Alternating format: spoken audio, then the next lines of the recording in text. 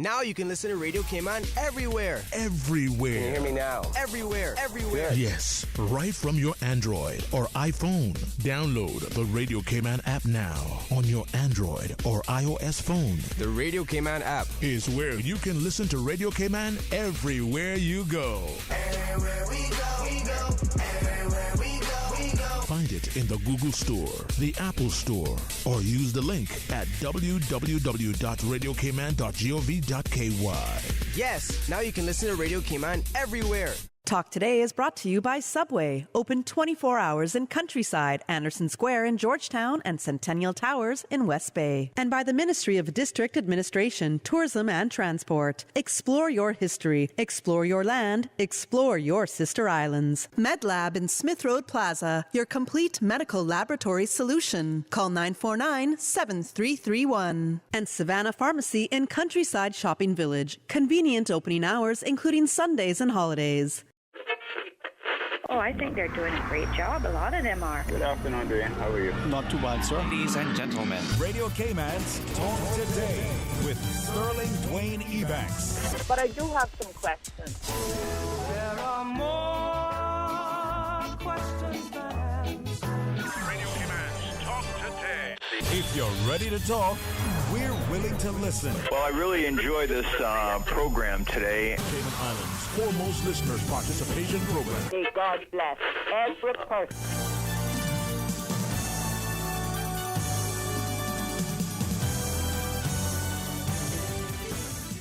Hey, good afternoon. And what a wonderful, magnificent Monday welcome to each of you as we invite you to be a part of a discussion. We start off things again with a great sense of pride and excitement with our friends over at the Cayman Enterprise City.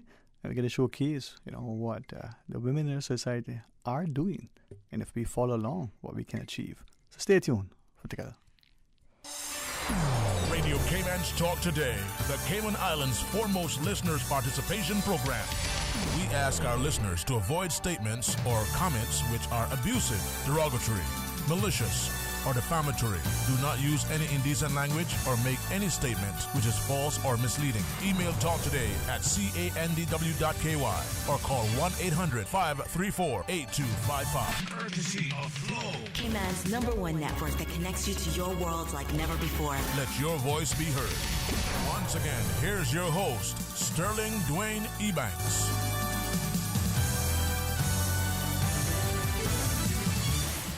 Hey, good afternoon. Welcome and thanks so much. And I think as a time such as this, when we're looking at our students nearing the end of the school year and they're getting set for the examinations, they're excited about what the summer will bring. We're not going to bypass Easter. And what next year would be like? Well, we see that great opportunities in life where they're prepared and they're willing sort of service and sacrifice. So as we welcome a chance for the discussion, perhaps with great deference to our ladies, Mr. Raleigh, Peter, perhaps through you first. I mean, as we look to the notion of discussion, right? I think as the two men in the room, we should be smart and defer to the intellect of our friend Lisa, right? So, Miss Page, guide us in understanding that if we want to get somewhere in life, we need to work hand in hand. We need to be willing to step up individually to demonstrate our sense of service and sacrifice. But we also need to extend to an invitation for this to draw alongside, so that in our strength, there's not only unity and security, but there's a sense of forward momentum in a positive way. And if we think of women in technology, for instance, we think of women in politics, women in business, we probably have seen women in healthcare and women in education as the stalwarts. But in everything else, we've sort of relegated that to, well, what's that song? It's a man's world. But is it? I don't think so. Sorry. Hi, my name is Lisa. I'm a data scientist and a mathematician. And I was lucky enough to kind of just fall into the technology space. It didn't really just come to me. But being in the space for about 10 years now, I can say there is not a lot of women in it, but I have worked with some amazing women in the space. I think the biggest problem that we're facing is that it has that stigma of being very male dominated and very it's a boys' club almost. And I think the only way we're going to get past that is just telling people that there are opportunities and having our younger generations just see the opportunities that there are. As you said, like we see women in education and taking care of people and stuff like that, but I think we also have, I think men also can very, very benefit from doing those kinds of job roles as well. So I think society as a whole, we decided that this is male-dominated, this is female-dominated, but I think there's a case to be written for both sides. We assign labels so easily to things. Maybe help us to categorize and put them in a box. Yes. You speak of being a mathematician. Yes. And maybe I can ask, because I'm very mindful of this, but either as a parent or as an educator, sometimes we say things not even being consciously aware of that impact on the child. So, for instance, with math, we may say, both as a parent and as an educator, oh, math is hard, or math is, I don't like it, or whichever. And that child who may, up until that point, find it, no, it's not hard, I like it, or B, has a propensity for it, maybe unconsciously being discouraged. Yes. So I've actually, I have a background in teaching, and I used to teach at a university, and all my students that had that kind of mindset, it really is just something that they've decided. It's just something that they've decided. It's not proven. It's not anything like that. They just decided, I'm not good at math. And the only way you really get past that is if you show them that they can do that all by themselves. And so usually we would do a problem that they didn't think they would be able to do. And I would actually just not be involved in solving the problem, just be there as like a, you can do this, it's going to be okay. And then when they solve it, you're like, but I thought you said you couldn't do that. And so that kind of mindset is kind of tricky to teach people. I think everybody has those kinds of biases. Like I hated like geometry. I couldn't understand it, but you get through it. Is it then, and Peter, I'm not forgetting about you, because I think sometimes when we think of technology and we think of that sort of field, we always think math, but we don't appreciate that there is also the sort of the arts, the languages and the like that come in. So I want us to maybe get to a space where hopefully it has changed, but I think back to the student athlete, where some of us, again the parent and the educator, may have said to the child, you need to choose. You can't play sports and be strong academics. You waste your time with sports just for exercise. Whereas now in the last few decades, we realized the discipline that it does and the fact that a healthy mind and a healthy body are complementary. So from that perspective, we talk about the math. Your side of the equation, Peter. Well, okay, it's not just obviously the maths. It's like the other fields, like in science and technology and engineering, and as Lisa was saying as well, there's definitely a dominance of the males in a lot of those fields, but it's something that I think we are starting to see a change in, but it's a very slow, almost glacial-like shift. And there's something I'd like to try and see is like, for this change to happen, to see like, to bring forward more women in these different roles, and to make sure everybody has the same opportunities as everybody else, and we see that proper representation from everybody. It's just like we try and support these programs as best we can, but it goes beyond, just as you mentioned, the educators. It goes right back to the parents, it goes right back to the school, it goes back to not giving that message to people saying, you can't do this for whatever reason, or this is going to be a challenge for whatever reason, or this is a field that's predominantly occupied by this group of people. It's like if you've got an aptitude for it and an interest in it, it should be encouraged and supported. It has to be that grassroots support. You have to really help and develop and encourage. One thing I've got an issue with, I used to be a toy designer many years ago, was like the clear genderized roles in a lot of the toys that you'd see. And unfortunately, a lot of these things create a lot of these biases at an early age. And just to try and break some of those ways of thinking and saying, no, if you want to be a mathematician, if you want to be a scientist, if you want to do something, gender shouldn't be a part of it. It should be, if you've got the skills and you're interested in it, you should do it. And we want to encourage and promote that as much as possible for anyone. The interests and aptitude, we nurture that. And not assign the labels consciously otherwise. All right, so when we come back, let's just pause quickly and take a break. and invite us, especially us as the parents who are sort of helping to drive, to nurture, and to complement what the educators are doing, so that the student, whether it's a girl or a boy, are able to explore interests, develop that, and who knows where that'll take us, and see where we can do it. Then we can talk specifically about the programming and how STEM is and shouldn't just be some beautiful tagline, but it's actually a reality. And is it in fact? Well, 8949-8037. When we come back, we invite you to be a part of the discussion. Wouldn't it have been grand if you had purchased land 30 years ago? It may not be 2020, but a perfect vision has never been more clear. Kim and Brack and Little Cayman, poised for growth with an eye on the future. Your land, your history, your future. Discover all that our sister islands have to offer. For medical lab services in Cayman, go straight to MedLab. Blood test, x-ray and mammogram, all of that is MedLab. Affordable fees and friendly service, a full professional team. MedLab is always comfortable, MedLab is always clean. For medical lab services in Cayman, MedLab. Call 949-7331 and ask about MedLab's new state-of-the-art digital mammogram machine. Make your house into a home.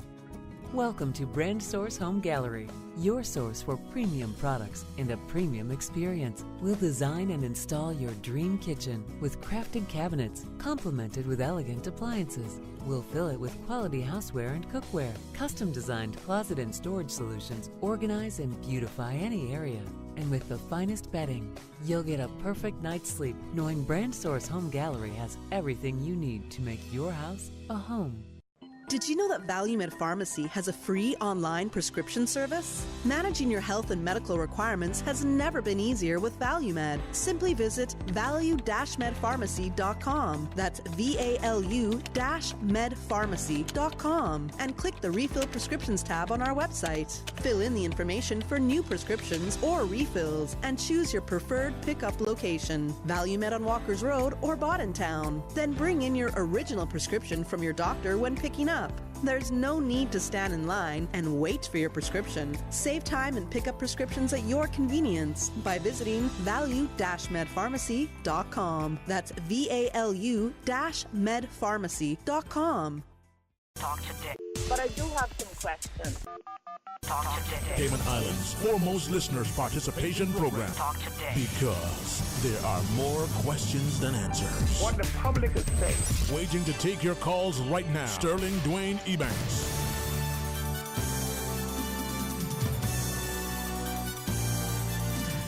Hey, good afternoon. Welcome back, and thanks very much. And I think anytime you can get a chance to focus on education, that we can encourage and nurture our young ladies, in particular in education, I think we do ourselves a wonderful service. And as I speak to both Lisa and Peter, we see the growing partnership. I look at STEM, that's science and technology, the engineering and math. And a long time ago, an educator said there should be an E, the arts. So it becomes STEAM, one to give you, to fuel the momentum to propel you forward, but also the creativity that comes in. You look at the best engineered product that's manufactured. If it has some sort of artistic flair, not only is it appealing, but it actually aids in its viability. Right, Ms. Lisa, is that the case? We just discussed this, actually, and I said something along the lines of you still need to have some creativity in you for mathematics, for engineering, for all of these things, because it's a solution-based career. And you have to think outside of the box. You have to think forward. You have to think about creative solutions to solve a problem. And that's basically what STEM does, is we are problem solving.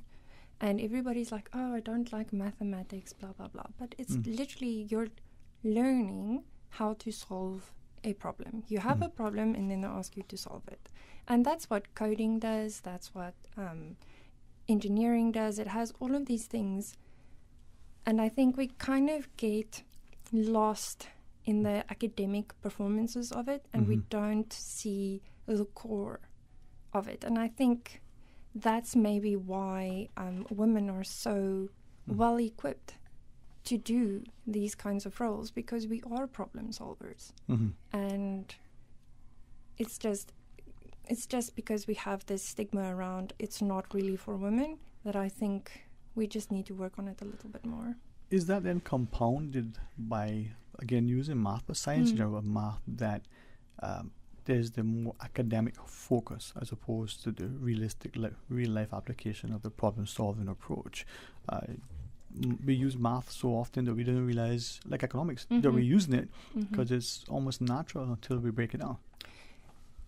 From a mathematics and teaching perspective, I think we forget to tell the students why they are learning this. Okay. I think we don't say, oh, you need to learn how to solve an equation because this might be something that you can use in this kind of scenario. We just tell them, learn how to do it and get it over with. Rote memory. Yes. And from my personal experience, I showed an example of what you can do with the basics, what you can do in like practice, which is why I left academia actually, is because I wanted to see how we can actually apply these academical, theoretical implications in real life stuff. And it's phenomenal what you can do with it. You do need the academic background, right? You do need to know a little bit so that you can do it properly. But the applications that you can do is phenomenal. Okay. So help us then. I mean, I'm thinking back to high school. For you, it's probably primary school, but the quadratic equation. We were expected to memorize this. Now we thought, was it ax squared equals b squared equals c squared? And for some of us, we approach it in such a way that it becomes this foreign language almost, and we come in intimidated. And yet, well, you're saying we shouldn't be because it's just. It's not a big scary monster in the room. It's really just you. It's just you. It's just, if you think about it, I have two of these variables that I don't know, right? I don't know what they're going to do, but I want this solution. Okay. Right? And so how do I pick the numbers for these two variables to get to my solution? Okay. That's kind of the idea behind those placeholders, variables, right? Anyway, so. No, but this is helpful because I think sometimes as parents, we put so much pressure on educators and on the curriculum and system because we want to see the child's grade because that's a measure of performance. I remember a classmate, there's a math problem on the board and the answer is 4, right? And he looks at it and the answer is 4. I mean, the teacher says, well, how do you get that? Well, this and this. And because, it didn't follow that sort of structured thing that everybody was expected to do, and then he did it well. He said, well, let's erase that and throw that there and whatever. And it doesn't matter what the answer will always be 4 because in math, I guess there's only one right answer. Is that true?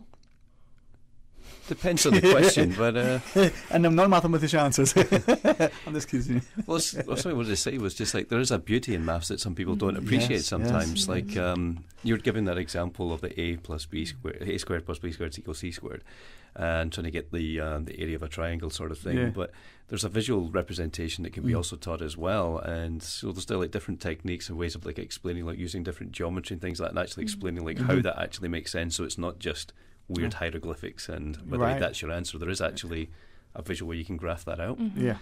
I know that's not really the topic of the debate just now, but it's just But thank you for trying it, because I think, are we making it, as Ms. Page is sharing, harder than what it is? I don't think it's harder than what it is. I think it's just making it less scary. Okay. I think just make it less scary because it's not rocket science. Eventually it can be, but elementary. but look at trigonometry, for instance. Trigonometry is very important. Yeah, and it's so beautiful, right? From it's the aviator. It was my favorite one. I loved it, man. The contractor who's lining up a building wants it to be, And yet, I have a friend. I don't mean to embarrass him, but I always say I'm so proud. He struggled in math until he started to work, and he realized, oh, this is math. And he's like the older folks would say, he can figure it. He can do the math in its practical format. Give him a pen, the paper, and get him to try to put it down. There's a struggle. He said, "Let me show you," and he can draw it out. He can graph it and the like. So, is it the teaching approach? It can be both. Okay. It can be both. I think it's a personal thing where somebody just decides, no, I can't do this. And then it's very difficult to remind them that they can. Okay. And then another approach is we have schools that are very full. It's very difficult to give undivided attention to every student. Teachers who maybe struggle to explain it as best they can. Like I've had classes where my students did not understand the way I taught it, and I had to go back to the drawing board and reimagine how I can teach this subject to a group of people who are not getting the way I am teaching it. So it's a pretty complicated little process, but it's very worthwhile. But so how did then, when we're looking at it, we bring it to today's discussion relative to just the idea of coding, right? Many of us speak in code, we talk about the parables. Many of us speak in such a way that it's not just the jargon that's peculiar to our profession, but when you know writing code, and if you've ever seen a string of code, actually look at it and go, hieroglyphics, what is this? This is another language. That in itself may cause someone, especially the adults, to go, oh my goodness, geez, leave that to you who's smart. Really the young child is put off. Okay, so I can actually give a nice little story here. All right. Because my first year in actuarial mathematics, my first class ever was coding with software developers. I'm a mathematician, right? I'm studying to do mathematics. And my first ever class in university was coding, software development coding. And I remember going into this class, just looking at, it was Java.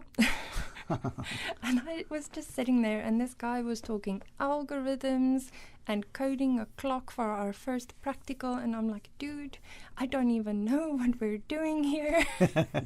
And just like having this cold panic attack, just like settling in for my first class, being like, oh my goodness, what did I just do? And I'm really happy I stuck it through, but yes, it can be very intimidating. Okay, so what, if I might, because I had a similar experience, but this was back in the days of DOS. Not DOS all the way. And it was starting out, and it was a language that, for me, I thought there's every other class that's so much more appealing and not as hard. But you stuck it out. I decided to, let me go here to the language arts and to the histories and the other less math stuff, even the physics. What separates the students like you who stick it out? Well, I needed a degree, right? Well, so did I. It was hard to decide. But this is where the work that Peter is doing is so important.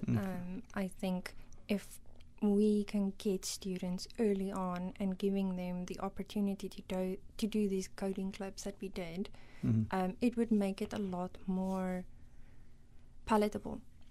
Okay. If they can just be like, okay, this is 101, right? This is a string. This is what this means, and this is what that means.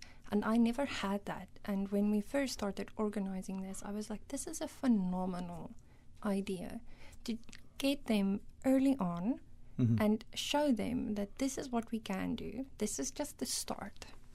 But having that kind of background and just a full day workshop will make it so much less terrifying than I had to go through. So that was so cool to see all the girls just coming in and sitting, and everybody was a little bit like, oh, coding, I don't know. Coding sounds pretty tough, man. And at the end of the day, everybody had a blast. It's I come into this, and maybe Peter, just give us a preview. I mean, as Lisa said, it's the work you do, why it's so important. Help us to appreciate that. What is that work?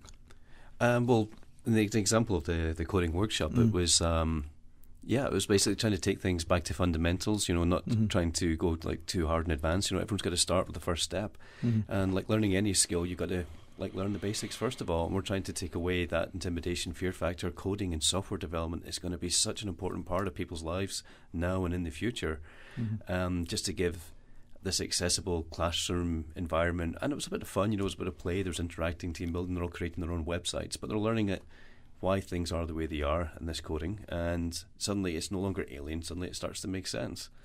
And yeah, we had a couple of nice websites that were developed by the students in the class, and yeah, it was just like a really fun and engaging environment. And we're hoping to like run a number of workshops along the same theme again. You know, anybody who's interested in doing coding, we'll try and get them in there and try and teach them what we can. And I had a suggestion, just thought there was a reminder to ask of you in our discussion.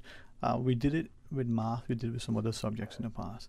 Many of us as parents, no matter our experience or our expertise, so whether we have postgraduate qualifications, whether we're master electricians or plumbers, we feel as parents that we're not equipped to teach our children the computer stuff. We don't even know how to program our phones to give it to our grandchildren, or we don't understand some of these things.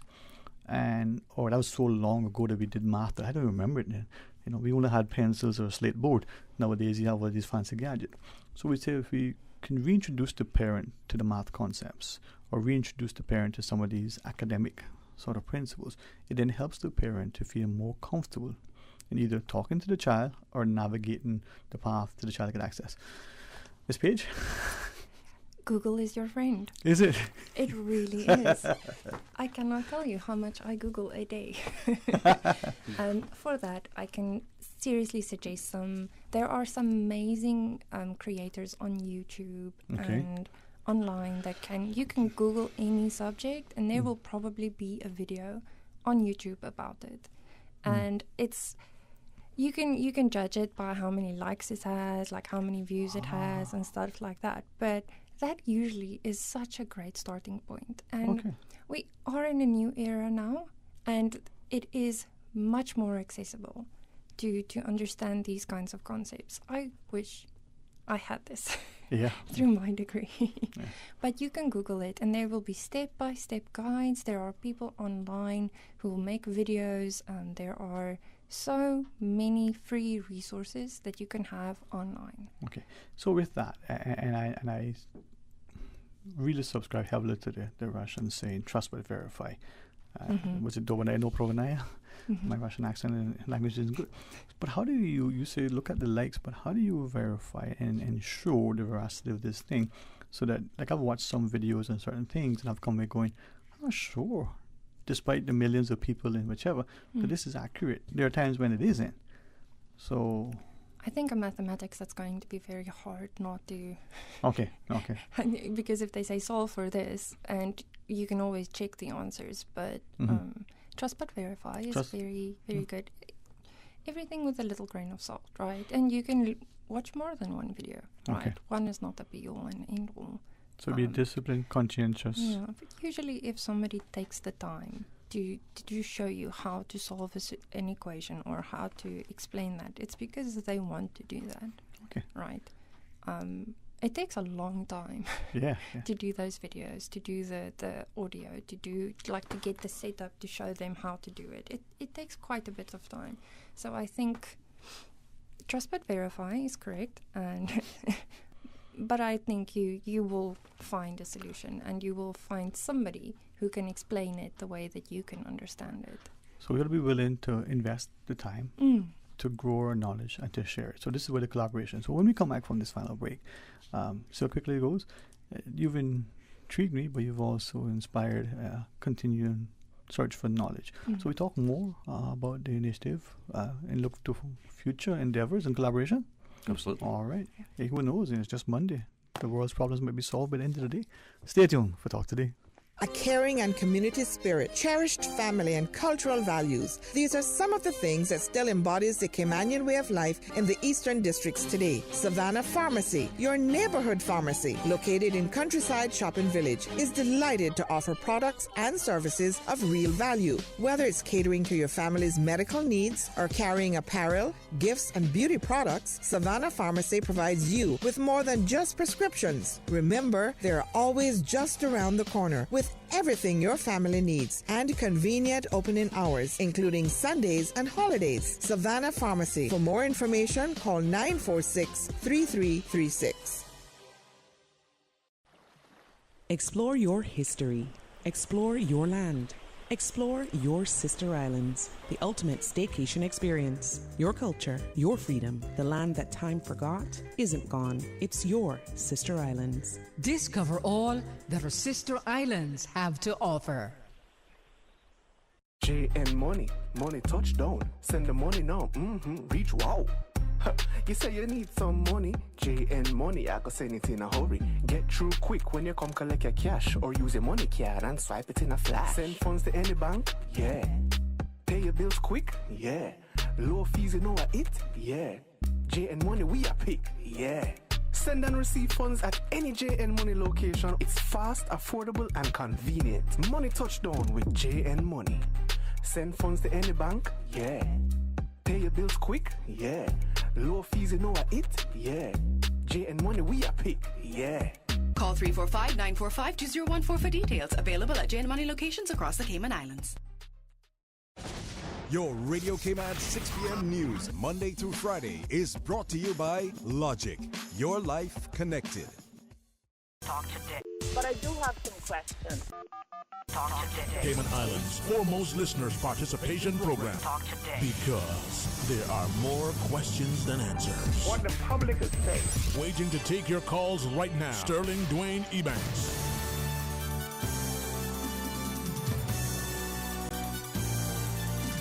Hey, good afternoon and welcome back. And such as a time as this, especially as we look at Honourable Women Month in the month of March, Lisa LePage together with Peter Riley, women in STEM, women in coding, to think that women throughout history, whether we go to some of the stories of the ancients, whether we look at the historical accounts of the political accomplishments, the business acumen, even the Proverbs 31 woman, for instance, we see so much success, and yet in the 21st century, we're still striving to, level the playing field. So, Peter, from that perspective, we bring our young students in, and we get them to a space where they feel comfortable, not intimidated by the language, not intimidated by the setting, but actually feel invited and welcome to say, hey, you got this, and we're here to nurture you. It's a forward stride and an indication of an economy and a society that is, just and wanting to see great rewards. Well, yeah, we recognise we've still got a long, long way to go in terms of properly levelling that playing field, and even going back through history, there's so many examples of women who've achieved so much but haven't received the proper recognition that they should have. But all we can try and do is try and look forward and try and make sure we don't make those same mistakes again. And one of the things we try and do is trying to promote as many women as we can to join these initiatives and join these programs to make sure that they get the same level of recognition as everybody else. And like I say, I did touch on the fact that I think I saw some moves towards that, like in some of the workshops that we've held in the past that have been, like the STEM workshop we've done with UCCI, we're seeing more girls signing up than we are seeing boys. So there seems to be a shift. There seems to be that reluctance there, or that inertia to take part because of past prejudices in that area are not so perhaps prevalent there, or perhaps we're maybe seeing like a shift towards like a more level playing field, which I can only say is hopefully encouraging, and hopefully we can continue growing in that momentum. Ms. Page, if I might ask, because I think there is without question a need for us to strive for equity and to ensure that everybody has that level of encouragement. And sometimes we need to give this segment a heads up and a head start in some instances, right? Are we at the risk in shifting that balance and leveling the playing field, that in the absence of a co-ed approach to education, to learning, to coding, to sports, to whichever, despite whatever imbalances may exist, to having that disproportionate sort of representation? I think it's a step at a time. I would love to say yes, we're going to fix everything in like a day. But unfortunately, it doesn't work like that. I think it might take a generation or two to fix that. And this is why our pre-career initiative is actually taking the time to help the girls. So what it is a career mentoring program. And we focus on women in general, because this is 100 Women in Finance. And we have mentors and we have students, and they apply for a mentor. So, and then the committee goes and we match the mentors with the mentees, and through that we hope to help the students find their way in their career space. And this was a very big thing for us when we started this year, is we realized that there are a lot of people, especially here on island, that want to do law and finance and stuff like that. But then we also had girls who were interested in engineering, who wanted to become pilots, who wanted to become a detective and a vet and stuff like that. So we started our In the Frame series, and we are getting a few experts in their fields and coming to speak to the students and say, okay, listen, I did that, you can do it too. And I think investing in our younger generations and just like putting in the time is going to help us immensely in that. And even with me, I really strive to say, listen, you can do this, right? It doesn't matter if you're a boy or a girl or neither, right? You can do it. It's fine. If you want to, you can. And I think our younger generation is very lucky that we have this kind of conversations already going. I think we never had these conversations earlier, right? Exactly. Or I don't know, I'd never heard it. So I think I would like to say it's a quick process, but I think it's going to be a few generations. But investing the time in our younger generations is going to help us immensely, and them, because now they have the opportunity to do this. All right. We do have a call. One of our listeners joined us. Let's go to the phones. Hey, good afternoon. Welcome. Thanks for calling. Hey, good day. Happy Monday to you. Happy Monday to you, man. Happy Monday. Just, I know many may think, math is not an exciting subject for a talk show, but it is. I know it is. I'm sure, and your guests, of course, know. Especially the relevance of it to Cayman. I mean, two of our top industries, finance and construction and all that, are totally based on math. And the thing, as was mentioned, is the fear or the reluctance, the hesitancy amongst kids that just has to be overcome, and it shouldn't take two generations. Yeah, and that'll be too late for two generations. That's thousands of kids that will be missing out.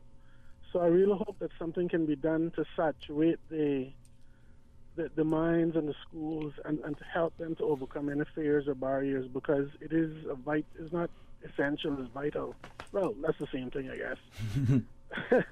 It's vital that the kids are comfortable with math, and whether they go into math-based careers or not, they have to be comfortable with math. And as was mentioned also by your guests, the lack of enough resources or teachers or personnel in the schools to give adequate attention to those who need it, whether it could be a gifted child or it could be a slow learner or someone who doesn't like math.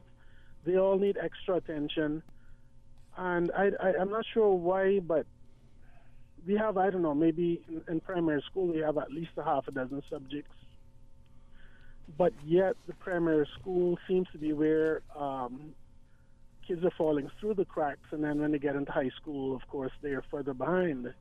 So I really would like to see more of a focus on numeracy and literacy in primary schools, and of course in the homes as well, but teachers are professionals, teachers are paid to teach, so that's where it should happen, I think. Anyway, I'll leave it there. Sorry, go ahead. No. So thank you, and this is where that partnership and where this particular program, I think, helps. So thank you for recognizing that, and thanks for your contribution, my friend. Okay, thanks. All right, well, this is a continuing dialogue, and I think, Ms. Page, as you shared, it may be a generation, it may be two, it may be three, but if it's a continued concerted effort, we can see that growing contribution to society. I can think of all that we do, the importance of math and the creative applications. Well, where would we be if there weren't, sort of advances in technology? I'm glad that we had implements to help us with farming. I'm even, happier that we can use that now to be more efficient and effective. And what would we, as we close out, what would you leave with our listeners today? And then Peter, you as well. I would encourage everybody to try it. I would encourage it. I have female employees and female workers, co-workers, who are still scared of coding. And I'm just like, don't be. Try it, right? Do a course. If you don't like it, don't do it. It's never too late. That's where I would start. Okay, well, on the same theme, like mathematics isn't a scary subject when you actually break it down, and it's so integral to so many different areas in our society, and it's not just the big tech subjects; it's in lots of things. It's just it's another thing in your tool set, and to try and give yourself that exposure and not be afraid to make mistakes and to learn from those mistakes and to build on that skills and knowledge, it can lead to good things. And suddenly when you find like, oh, I did something I didn't think I could do, that gives you that extra confidence to push a bit harder and a bit more. And like, I just really hope that the different programs and partnerships like Enterprise Cayman has with the 100 Women Finance Group are able to like create these opportunities to try and help grow those opportunities and more.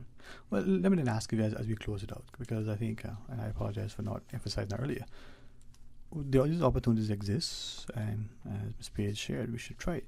But for those, whether it's the educator, the parent, or that student or older sibling listening, two things: where do we get the information, and what sort of ages are we looking at, and specifically for the coding? Anyway. Okay, well, we've got a few coding initiatives, so we are targeting like a lot of youth as well to try and like bring that through. So we've got like the STEM summer camp series. We'll be doing a number of different initiatives. We also have for our partners, Code Fellows, we offer like software development courses, which was the Code 101, which is what we did in partnership with the 100 Women Finance Group.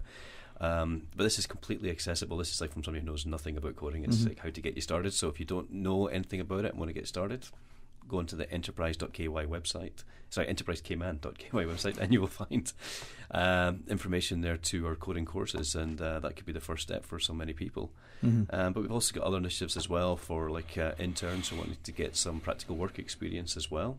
So maybe they have developed some of those skills, but they need somewhere to apply it. We've got those internship opportunities within the special economic zone with those companies.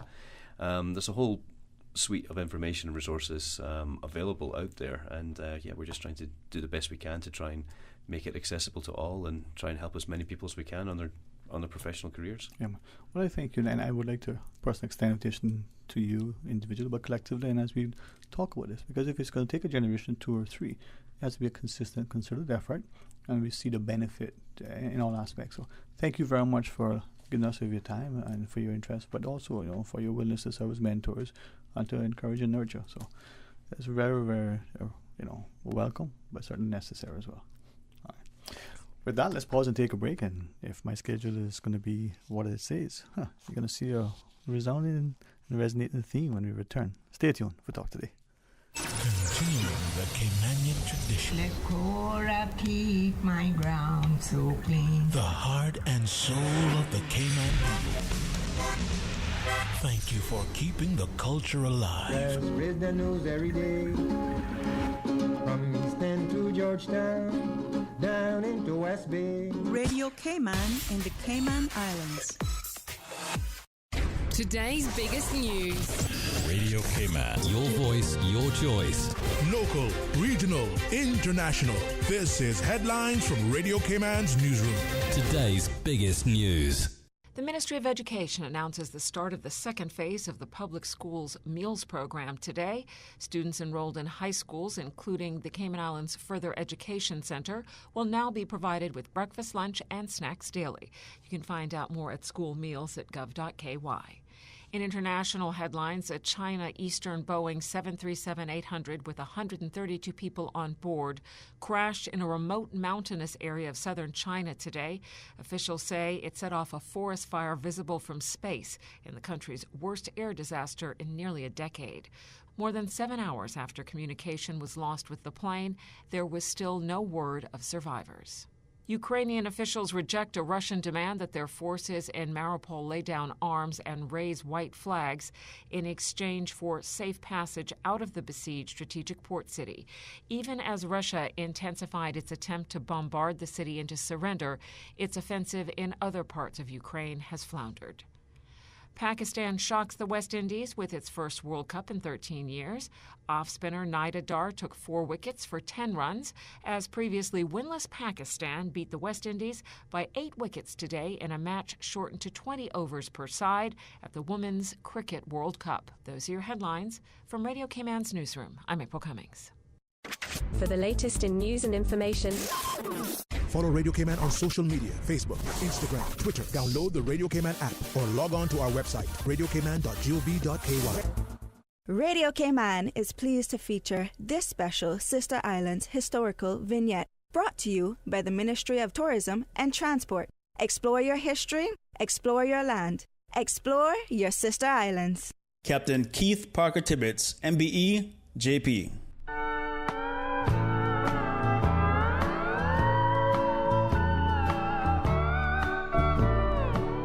Captain Keith Parker Tibbetts was born at Cotton Tree Bay in Kimabrack on 15th October 1916 to James Nathaniel Tibbetts and Elsie Huldah Tibbetts, nee Hunter. In 1931, the family moved to Belize, then known as British Honduras, where young Keith worked on boats on the dry dock. However, the family returned to Kimabrack after 6 months, and that is when he began to build catboats. During the 1932 hurricane, at the age of 16, being a strong swimmer, he was able to save many people. However, his baby brother, only sister, and grandmother unfortunately perished. A week after the island-wide disaster, his uncle Dwight came to the island on his own ship with some relief supplies and brought his brother Ronnie. After assisting with the rebuilding of the family home, resurrecting the family car, and helping other relatives and the community rebuild, he built and sold several catboats before going to Jamaica to seek employment as a seaman. This was part 2 of a special Sister Islands vignette series dedicated to Captain Keith Parker Tibbetts. I'll be back. I've got 22 more days.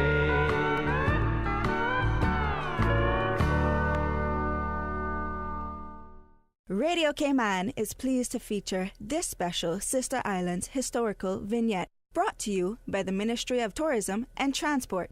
Explore your history, explore your land, explore your Sister Islands. Freedom, Cayman Brack. Freedom, Little Cayman. Soft breezes, blue waters, no traffic. Unwind and rejuvenate your mind, body, and soul. Sister Island Staycations, a taste of freedom. Discover all that our Sister Islands have to offer. From boat days to beach gatherings, leave the catering to Subway. Choose from small and large sandwich platters, double meat wrap platters, and top it off with optional cookie platters for dessert. Or ask about our Subway box to go with the option of 6-inch or foot-long sandwich, 1 cookie, and 1 bag of chips. For all occasions and celebrations, let Subway focus on the food so you can focus on the fun. Visit subway.ky for catering options. Subway. Eat fresh. Talk to Dick. But I do have some questions. Talk to Dick. Cayman Islands' foremost listeners participation program. Talk to Dick. Because there are more questions than answers. What the public is saying. Waging to take your calls right now. Sterling Dwayne Ebanks. Hey, good afternoon. Welcome back. As they say, the show must go on, and that wasn't only in relation to anything else. It also applies to live radio. It's a Tuesday, it's a Monday, or it's a Sunday, it's a Saturday. Whatever the day of the week has described a label by man, well, as long as we are a part of it, we're trying to be positive and productive, we can make it, And if we decide to draw alongside each other, work hand in hand, we might even make it better and enjoy it in the process, even if the success and the reward don't necessarily accrue to us.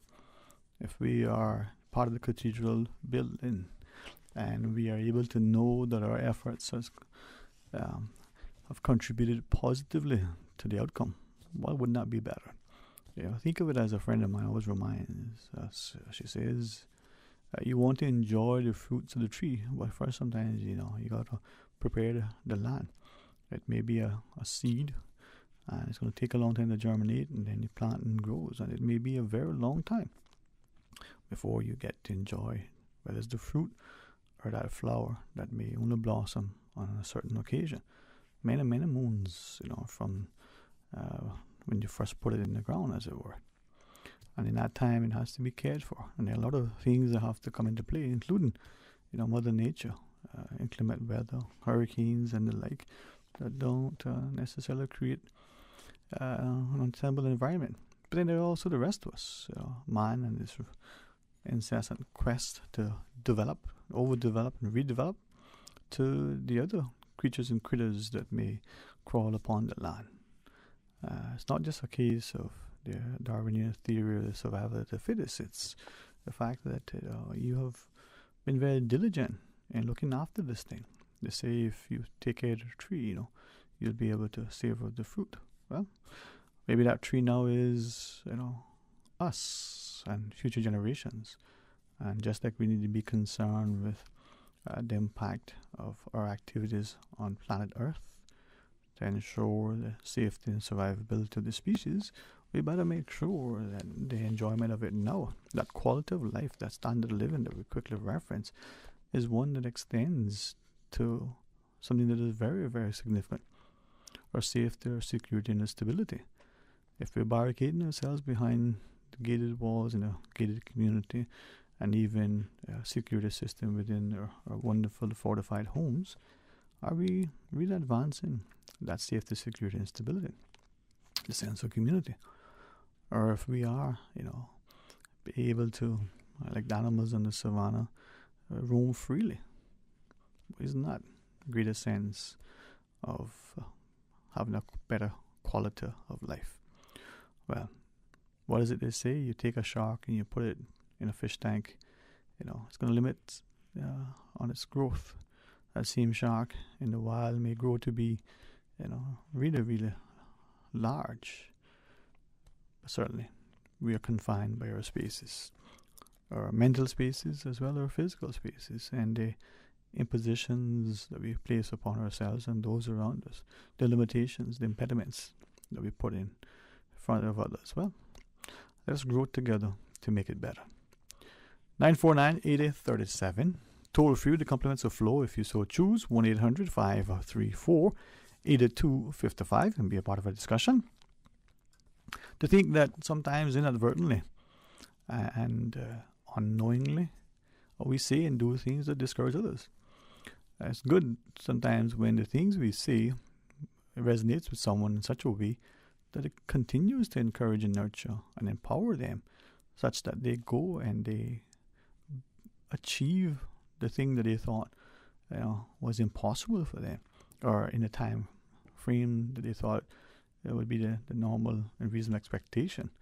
No, we're not saying that you should expect now to harvest a mighty oak because you just thought about planting it.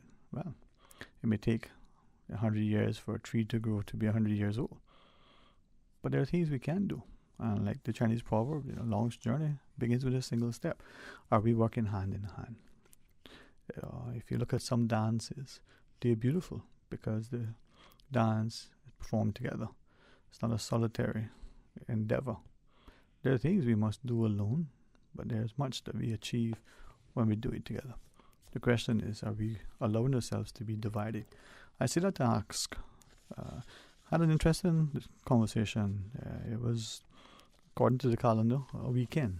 So we had Friday and we did what we did, and Saturday and Sunday, and things that transpired. Well, between then and now, conversation was one of those things. And the individual relayed that it's one thing to have an organized party, political structure, but without discipline or without a sense of an appreciation for the outcome, we may potentially allow ourselves to be divided. So we're the party known by this, or the political party known by that.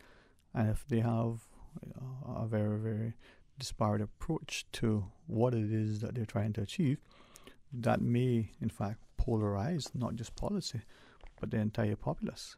And if that's the case, then one government's actions are only going to be undone by a subsequent government that doesn't share the same sort of ethos. The view of two of the individuals, one of the men and one of the women, was of the view that that's what has been part of the biggest downfall of Western democracies, and that it's all about making a stamp relative to the party's perspective as opposed to advancing the society so that collectively, if not in leaps and bounds, it'll be at least incremental forward momentum. Is dialogue and discourse and diplomacy the order of the day, or is it increasingly the notion that, as one said, that former U.S. president that talked about, carrying that big stick and, being able to influence outcomes because you possess the military, the economic, the political might. Well, what is it that the Golden Rule reminds us? It isn't he who has the goal or he who has the gun, that makes the rule. And maybe that's the challenge. We no longer have a healthy respect for others and want to be treated in such a way, so therefore we're prepared to extend that level of courtesy and consideration and kindness and compassion to others. Treat those as which, we would want to be treated. Well, it's only a Monday, and I say that because for some of us, we've had a very extended break and now we're back to reality. And for others, well, we're not sure where Friday ended and Monday began. Today, if you happen to have been out and about the Georgetown waterfront in particular over the weekend, you would have seen a number of things sort of being ramped up, from the cleaning and sort of aesthetic appeal of certain buildings to the closures of roads being effective today, to the commencement of the cruise industry sort of returning to our shores. For some, a long-awaited and wonderfully anticipated event. For others, potentially a sense of consternation. They may be concerned of how we're going to manage certain things. Will it pose an increased risk to a certain populace? Or will the need for masks and other measures need to be enforced, or will it need to be relaxed? Is it that we're going to give not just governments, but the people who are going to serve as the initial points of contact, not just the resources and the respect, but the level of autonomy to be able to do things? Are we, when recognizing potential anomalies in our approach, make corrective measures to improve not just the level of service, the enjoyment of the interaction, but they improve successful outcomes, financial and otherwise? There are those who probably followed other jurisdictions in respect to their endeavors in the last 2+ years and realize that they may have used the time very effectively and tooling up their people and their economy, looking at the infrastructure and doing more than just cosmetic. There may have been those for whom, when we look at their approach to the hospitality sector, we could borrow a number of their key points. Now the question is, are we in this together as one sort of unified Cayman Inc., as it were? Well, what are your thoughts? 8949-8037, 1-800-534-8255. WhatsApp 925-3261 and share your thoughts. I'm particularly interested in anyone who is available and willing to share their initial sort of interaction and experience as the cruise ships have come in. What do you, if you have been, witness in what's going on within the sector? Is it a wait and see? Is it a welcome relief and a reprieve? And for some, feeling like they're going to be once again not just gainfully engaged, but they're going to be able to now capitalize on some of those things that they thought that they were prepared to do a few years ago, but for the slight interruption. Now, it may be a positive, very, very hopeful expectation, or is it that you're very concerned for this, that, or the other? If you share it, I would ask that those who are hearing receive it in a way that we find as best as possible, a constructive way to assess it and add greater value, because it doesn't have to be a case where one man's meat is another man's poison, or one man's treasure is another man's junk. It doesn't have to be that necessarily. It can be that your perspective is such that as you share it, someone can gain something from it. Take, for instance, the fellow who decides to buy a particular product for a particular application and then says, well, it's not delivering what was promised, what was advertised. Or, in fact, it is, but really you can get it in a perhaps less expensive version because this person's experience has been able now to benefit you. But it could be a case where many of us will do something, know that it doesn't have the intended outcome, and will not share that experience to avoid you repeating the same mistake, and only after the fact saying, well, I could have told you so.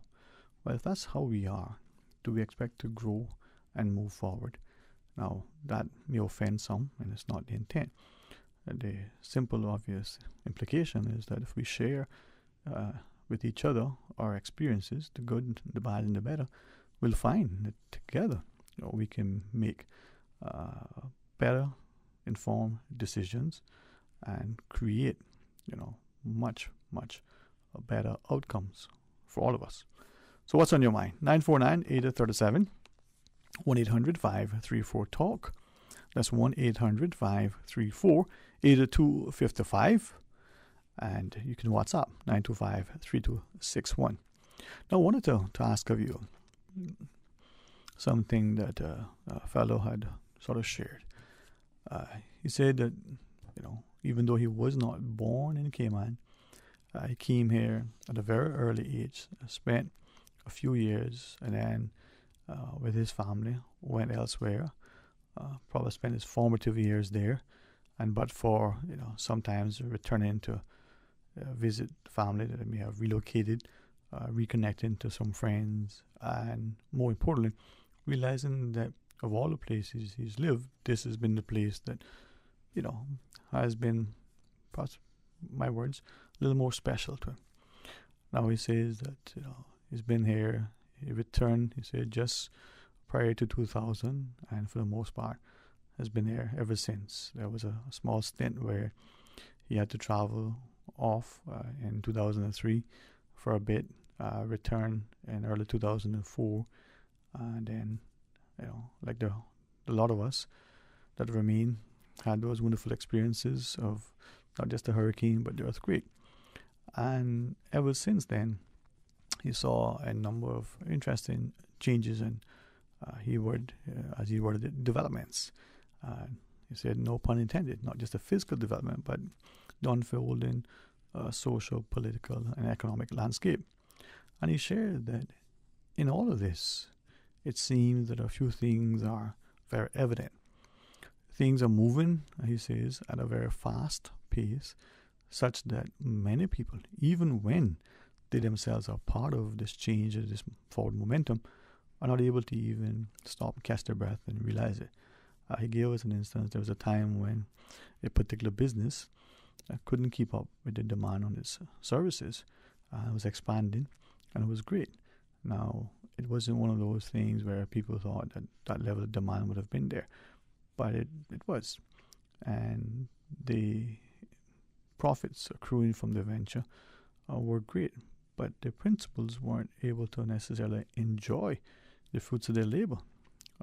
He says, sadly, one of the key players in it, whether that was a partner or an employee who was also a partner, or a partner who was also an employee, I didn't ask, he didn't share, and I didn't think it was important, suffered a setback and found that for a while they were not able to contribute. And all of the money and the time spent building wealth, well, he said, now had to be spent with recovery. Now, that, he said, put him in a space where he started to think, what is the benefit of all of this if at the end of the day you can't take it with you?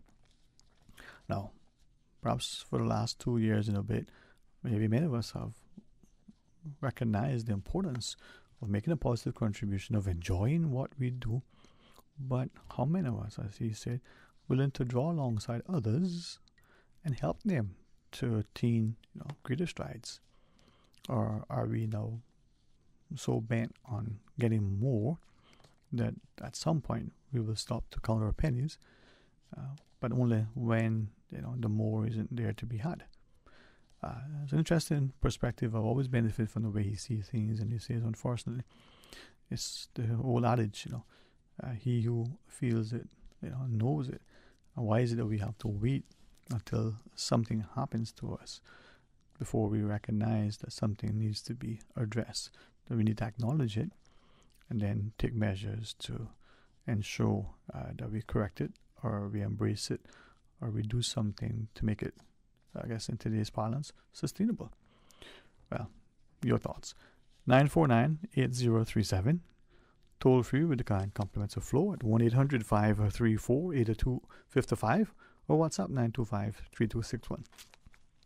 Now the other point that he referenced, he says, even though this is not sort of his country of birth, and even though he says this is a place that he was here for a while and then absent for a while and then back and the like, this is home. Not only because he's secured where he would like his final remains, he's secured the legal and immigration status that positions him to be part of the fold. He's on the electoral register. His family, his business. This is home. But he said that any public sort of proclamation of being, in the country, for the country and its people, sometimes is met by many, including some of his fellow countrymen of birth, some of his own Caymanians that are like him, acquired it through the immigration process. But even those who may now be considered ancestral look at it as being anti. And he thought that if that is the perspective, isn't that most unfortunate? If we who live and call this home for now, or who can trace, our sort of citizenship to something that says we are now part of the fabric, isn't it important that we champion what is good, that we examine that which perhaps makes us less and divided? Now, that is probably a question that we have all heard asked, maybe we've even endeavored to answer. And maybe I can ask of you, is that the big problem that we're facing? That whatever reason, the jealousy and animosity, the begrudge, the resentment, the whatever that we feel towards each other is now presenting itself in a way that not only is it leading to greater division, it's causing us to have less and less enjoyment. And if that is the case, what do we do to bring us to a space, as the gentleman shared, where this place that offers great sense of security and stability and potentially is a socially harmonious society that is tethering on that brink of discord and division, will we implode, and then our economic and financial status, personally and collectively as an economy, is in peril? Or worse, we become a socially divided society where, like many examples in history, it's us and them. The us being defined by one thing at one point, or whether that's along the lines of ethnicity, nationality, economics, political sort of stance, and it's depending on the flavor of the day.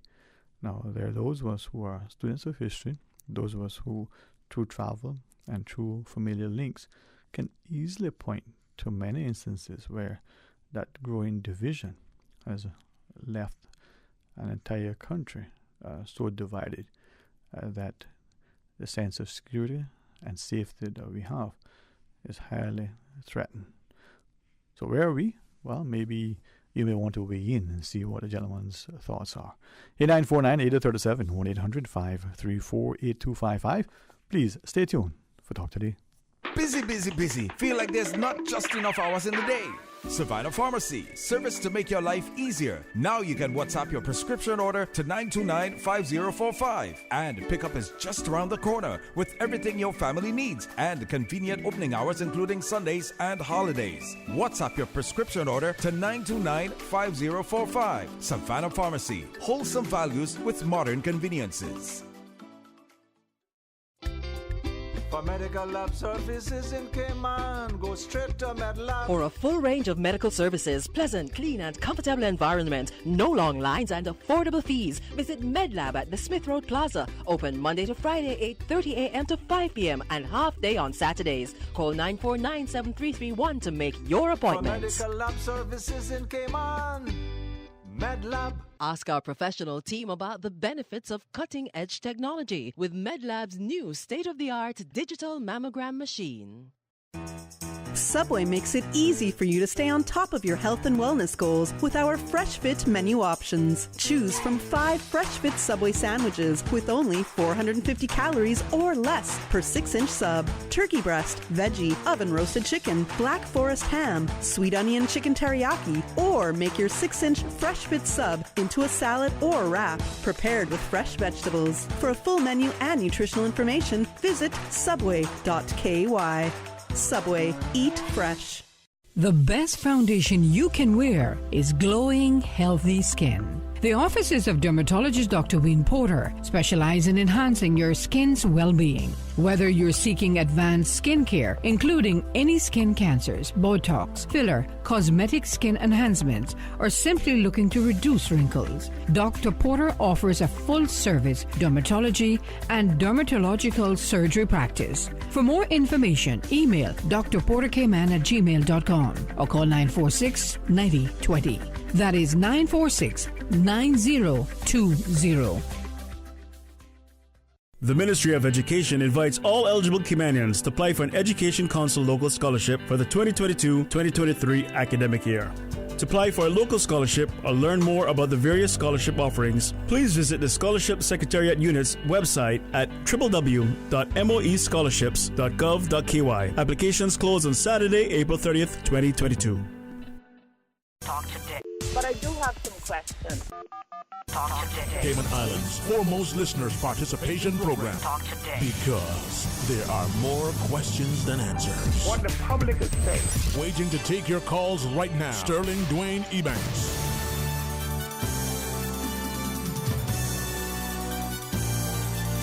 Hey, good afternoon. Welcome back, and thanks for sharing with us. I look at the calendar sometimes, and I said, to myself, well, we've assigned the names of the days, aligned the months as they are. We extended it, even from 10 months to 12, because maybe it's just the power of man to do so. The question, though, and I'm careful not to share too much unconsciously, as they say, speaking at the school. But just quickly during the break, a sentiment was expressed, and you guide me. Based on what we said going into the break, the comment was that there are many of us who can quite easily, give a sum of money, whether it's 10,000, 100,000, or $1 million, or even more, to a worthy cause, maybe to appease our conscience, or because we so believe in this cause. It could be education. It could be to provide as a benefactor to some program. And I think that's commendable, and for those who do, irrespective of sometimes our perception as to why they do, it is great. But maybe, as the caller was sharing, maybe that financial contribution, as valuable as it is, would be even better if it was either complemented by or instead of, it was presented by the person in a way that they speak publicly to an issue, whether that's an issue relative to political policy and the direction relative to what a government is considering. It may be, as you said, a business practice. It may be the notion that as we look at housing and the cost of living, that there are things that we speak to. He gave us an example. If you're making $1,000 a day, you probably won't feel the pinch of bread that goes from $1 to $10. You may not even eat bread, but at some point, somebody's going to feel that pinch, even if it went from $1 to $1.10. Let's go to the phones, huh? Welcome, good afternoon. Thank you for calling. What's up, my bro? Hey, good afternoon, sir. How are you? I'm all right. Sounds like you kind of started in that answer. Well, listen, I can always rely on you, huh? Thank you. Yes. But I want you to help me with this. We're talking about money. Yes, sir. I'll put in the first verse and you come up with the second one, right? Okay. If salvation was a thing that money could buy? No, no matter our wealth, we may not be assured of our eternity. Huh? If salvation was a thing that money could buy, the rich would live and the poor would die. Mm-hmm. But do you know, right, that if my reading of history is accurate and it was actually recorded, it's said that the wealth of some people, as they would go to, in my words, the priest, the pastor, and the like, and we would be able to not only seek absolution for our sins, but we would be able to buy our way into heaven because we had access to that person or thing or whatever it is in order to get that sort of forgiveness. If you didn't have the money, then you couldn't get salvation. Huh? Well, if you study the Bible, mm-hmm. and the best way to do that is sometimes you're in your youth years. Mm-hmm. You can also do it when you get up in your years as well, but mm-hmm. I was always thought that mm-hmm. train up a child in the way he should go, and when he's old, he would not depart from it. Right? Yes, sir. Good. Having said that about money, my friend, mm-hmm. you've seen it and I see it. There's people with more money that they could spend in 10 generations. Mm-hmm. And one by one, they're going along and living it. I don't know what they do for charity. I'm not mm-hmm. going to go there, but I think a lot more could be done for the charity than is being done. Okay. But can I... Go ahead. Sorry, yeah. And I really, you and others like you who are willing to not just share publicly your thought process, but to add, to the public encouragement of discussion, right? So let me ask, if in the Cayman context, if, according to our statistics, we have a high GDP, there's seemingly a fair degree of wealth, statistically, right? Two things that I'm becoming increasingly conscious of from the comments publicly and from what we should see as we move about our communities.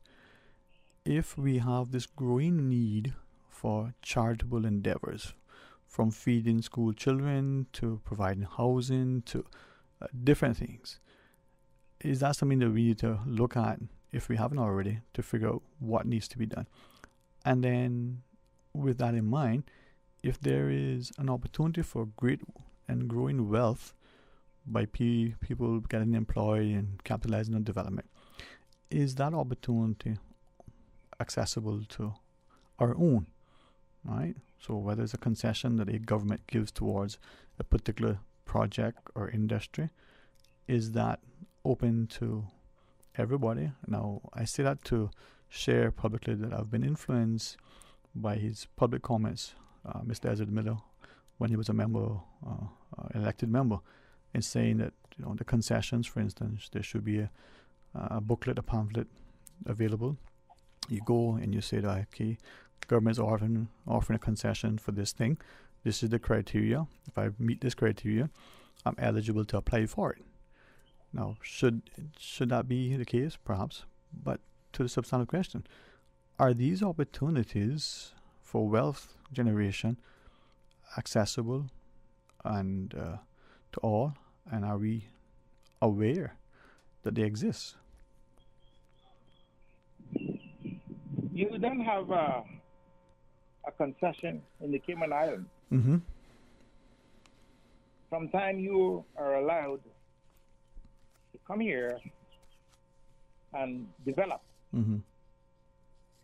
The privilege and the opportunity coming here to do that, that should be what we're just talking about. Mm-hmm. Concession. Mm-hmm. What's happening into this island, Sterling? Mm-hmm. and I mean, I'm sure you're smart enough to say the quality of life is being so diminished. Mm-hmm. It is actually stifled with business, whether it's residential, commercial, or whatever. It's being stifled with business. Mm-hmm. And you can only accommodate a certain amount of anything into this island. You know, hustle and bustle, and this one is going to get a license to do this, and the next one, and development and construction out of control, and so on. Come on, give me a break. Mm-hmm. Is this what the Cayman Islands about? So what do we do then to, if that's potentially the path we're going, and then consequence could be a negative one, what do we do to avoid that if possible? To avoid that, what we need to do is to have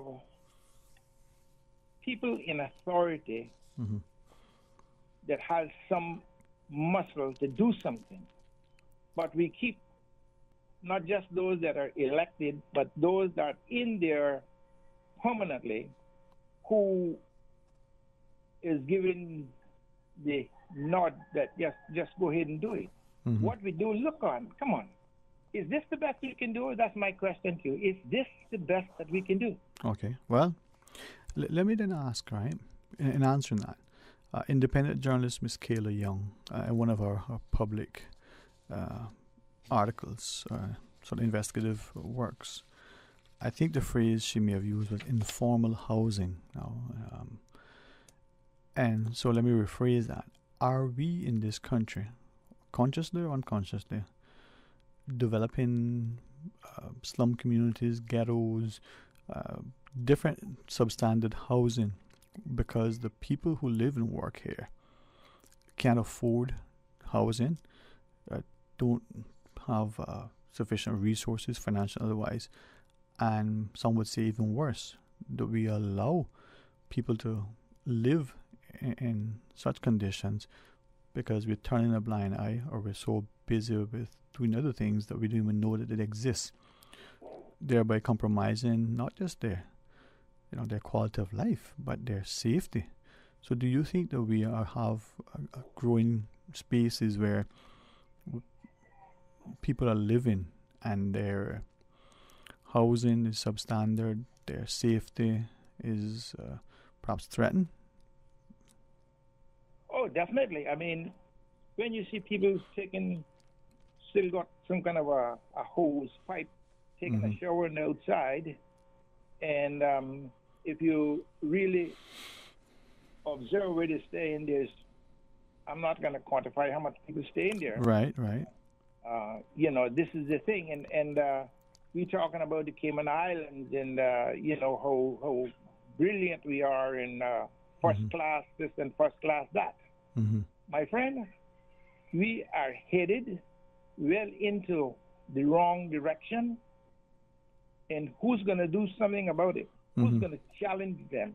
I mean, I'm not making any allegation, but the truth is the truth. Right.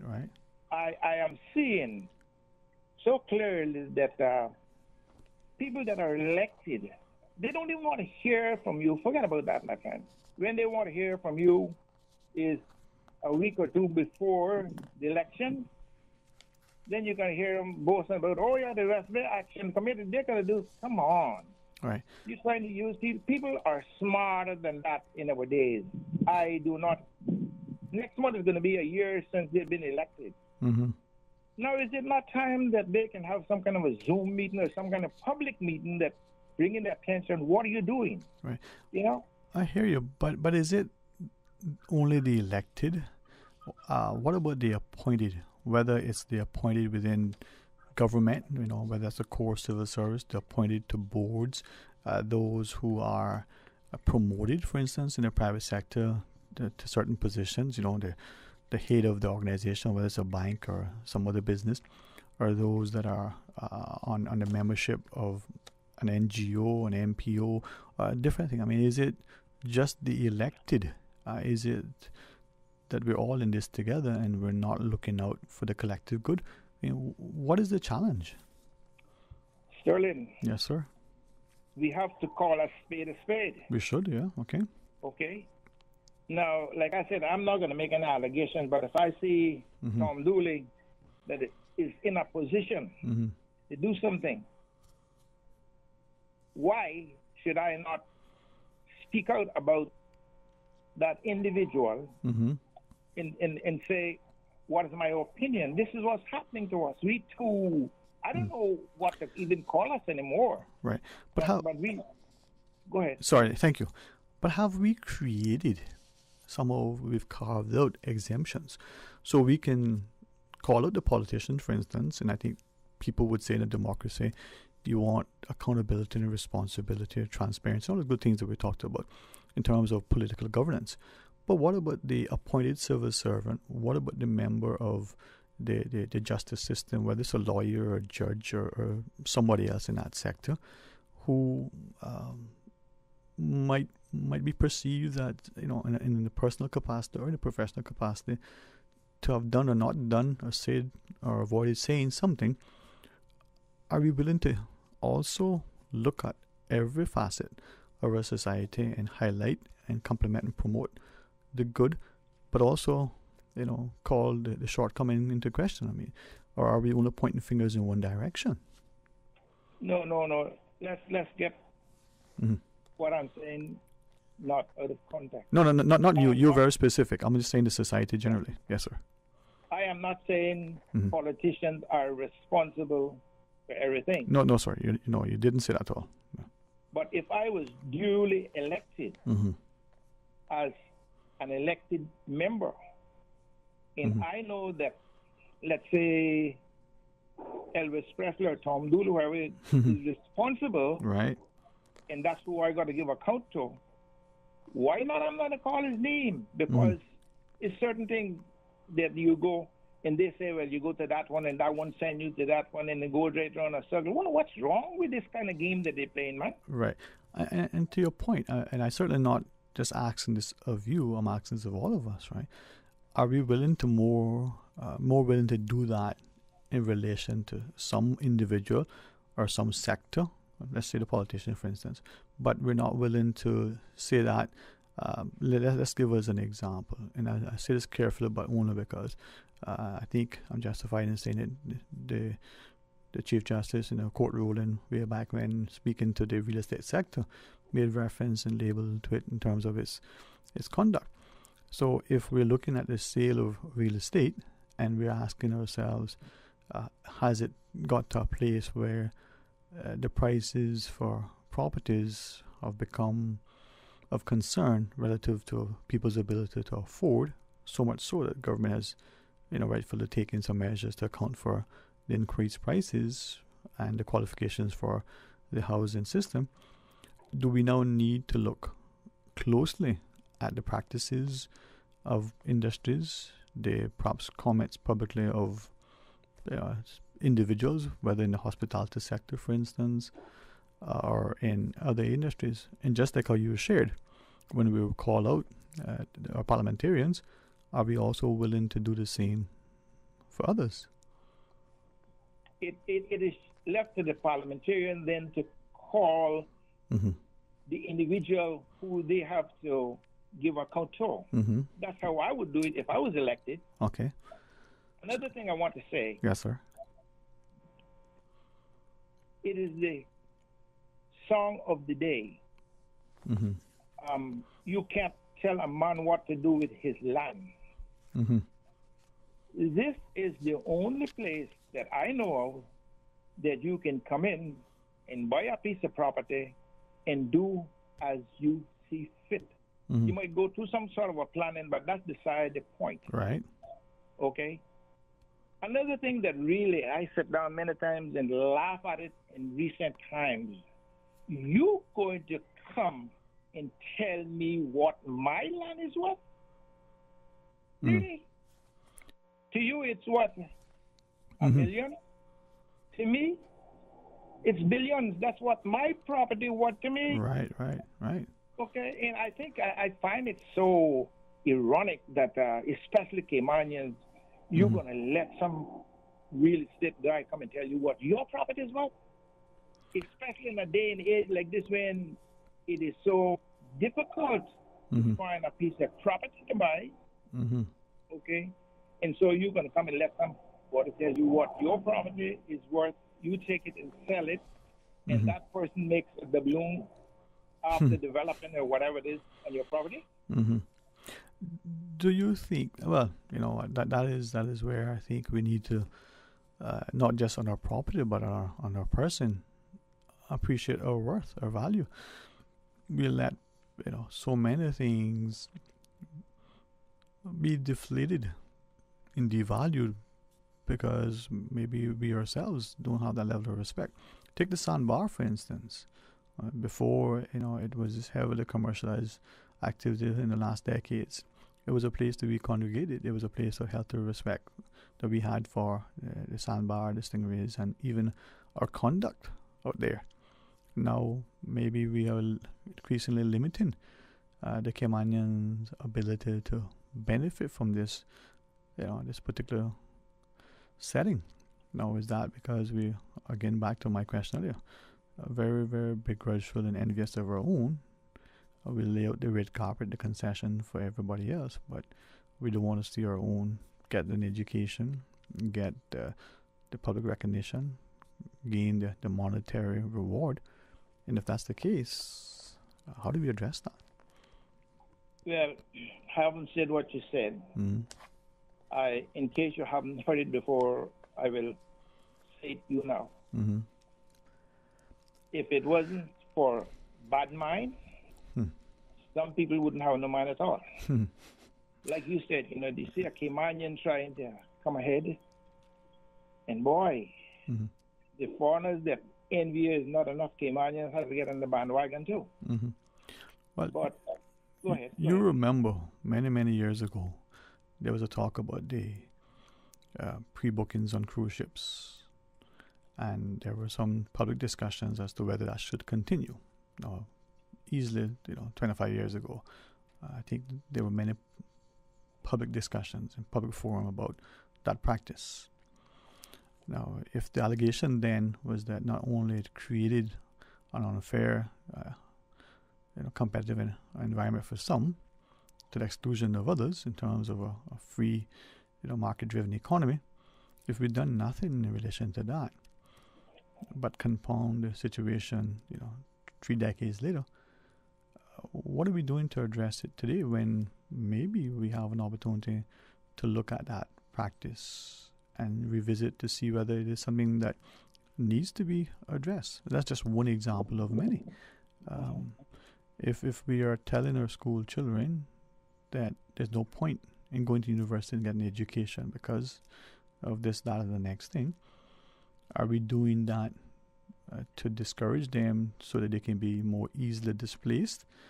Is it that we who are telling them that, prospective employers, educators, parents, whomever, we are so, ourselves despondent and feel a sense of despair and discouragement that we pass along that negativity to the coming generation? I mean, if those are the things that are happening, what's going to happen to our people in 10 years, 50 years? What's going to happen unless Caymanians take an about turn and realize what's happening to this island?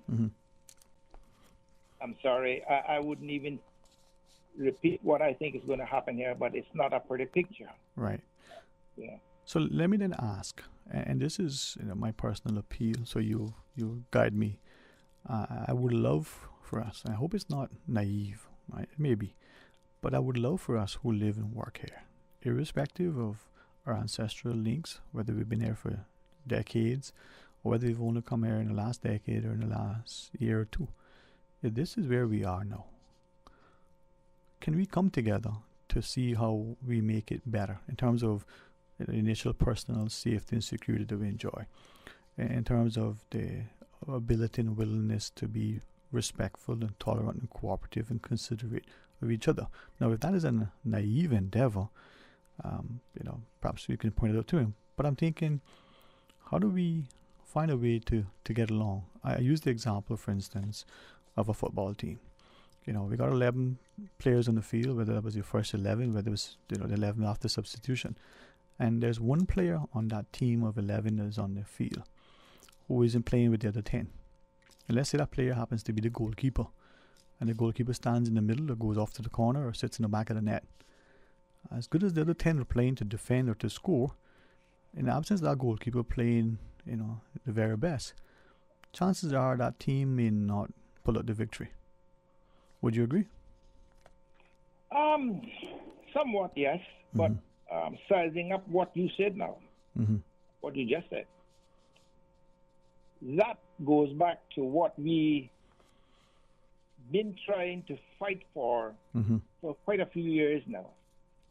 We need a district council, let's say for West Bay, Georgetown got theirs, Bordentown, a district council for the people, by the people, not what politicians think that you should have. And when they want to have it implemented as a district council, you know how powerful a district council is?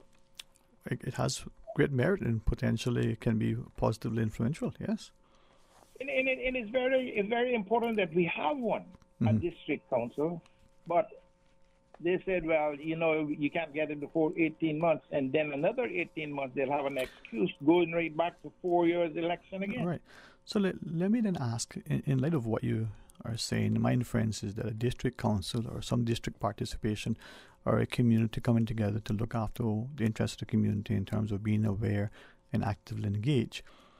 We are potentially of the view that if the members who live in that particular community get up and assist the community's endeavors in terms of being a better community, and they actively and vocally participate in what's happening in that community, we would think that's a good thing.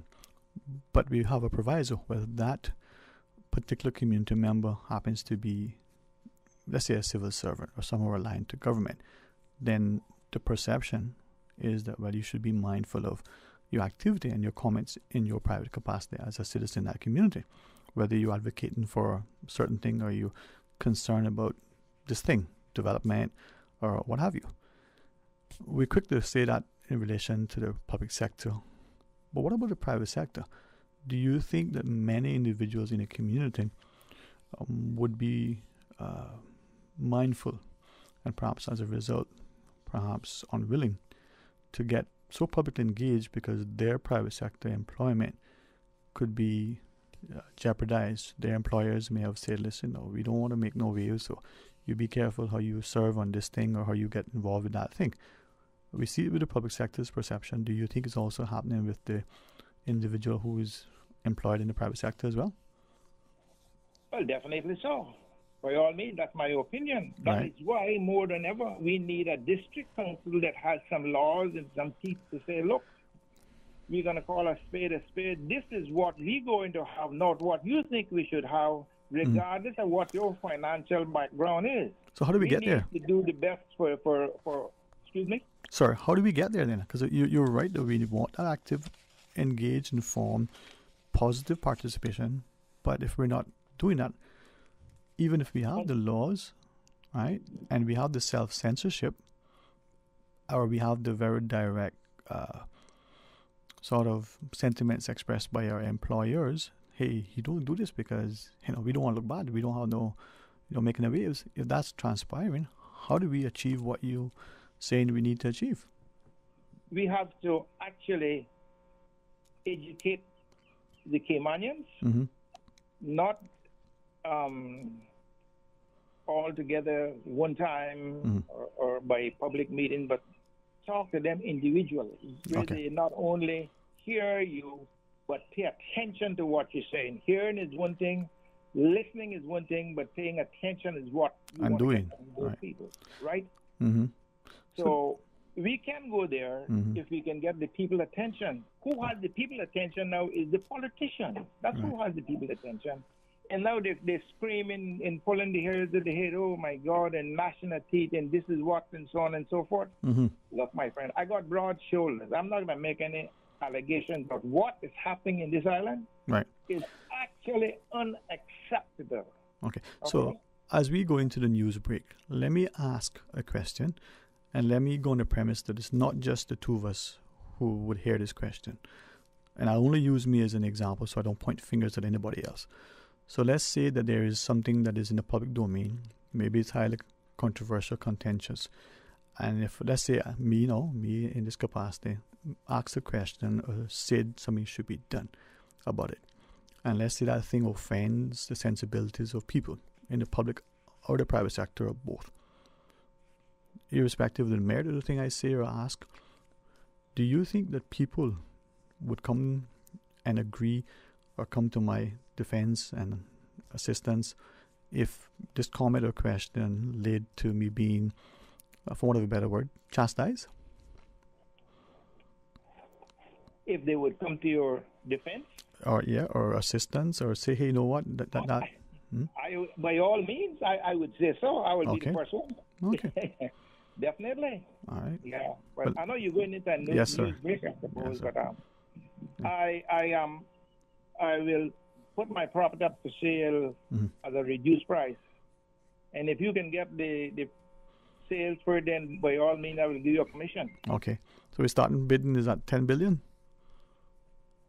No, that's $150 billion a square inch. There you go. Right? There you go. You remember those figures, right? Yes, sir. So that should tell them that don't look in my direction for anything like property. I'm buying, not selling. All right? There you go, sir. All right. All right, my good friend. Thanks for listening to me. Have a good one. You too, and thank you for sharing your insight with us and your company. Blessings to you, sir. All right, let's pause and let's take a break and let's find how together, we can achieve great things because we're working for each other.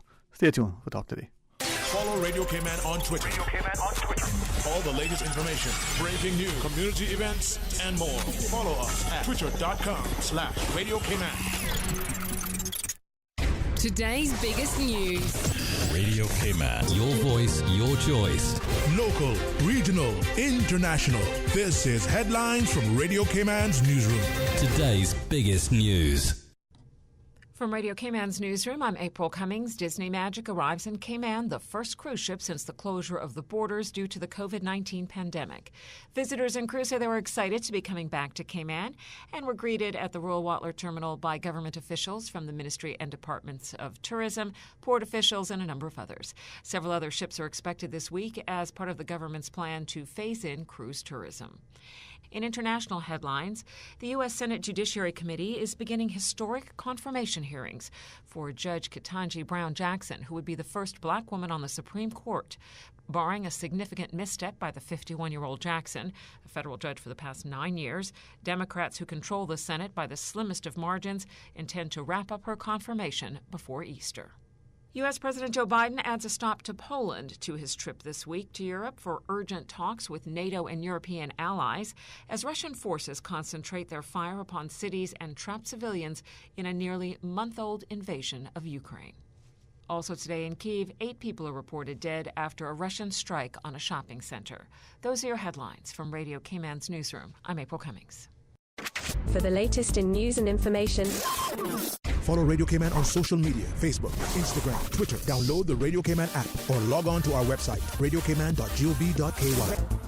A caring and community spirit, cherished family and cultural values. These are some of the things that still embodies the Caymanian way of life in the Eastern Districts today. Savannah Pharmacy, your neighborhood pharmacy, located in Countryside Shopping Village, is delighted to offer products and services of real value. Whether it's catering to your family's medical needs or carrying apparel, gifts, and beauty products, Savannah Pharmacy provides you with more than just prescriptions. Remember, they're always just around the corner with everything your family needs and convenient opening hours, including Sundays and holidays. Savannah Pharmacy. For more information, call 946-3336. King Sports Center takes pride in being more than just an ordinary gymnasium. For 14 years, their multi-purpose facility has been providing the community with a variety of sporting, recreational, and relaxation activities. King Sports Center has a bowling alley, lounge bar, multi-purpose rooms, powerhouse gym, rock climbing wall, bungee jumping, a 10,000 square foot rink, and so much more. For more information on the variety of services, call their friendly staff today at 946-5464 or email kings at candw.ky or visit www.kingsportscenter.com. King Sports Center, your one-stop shop for fitness, recreation, and relaxation.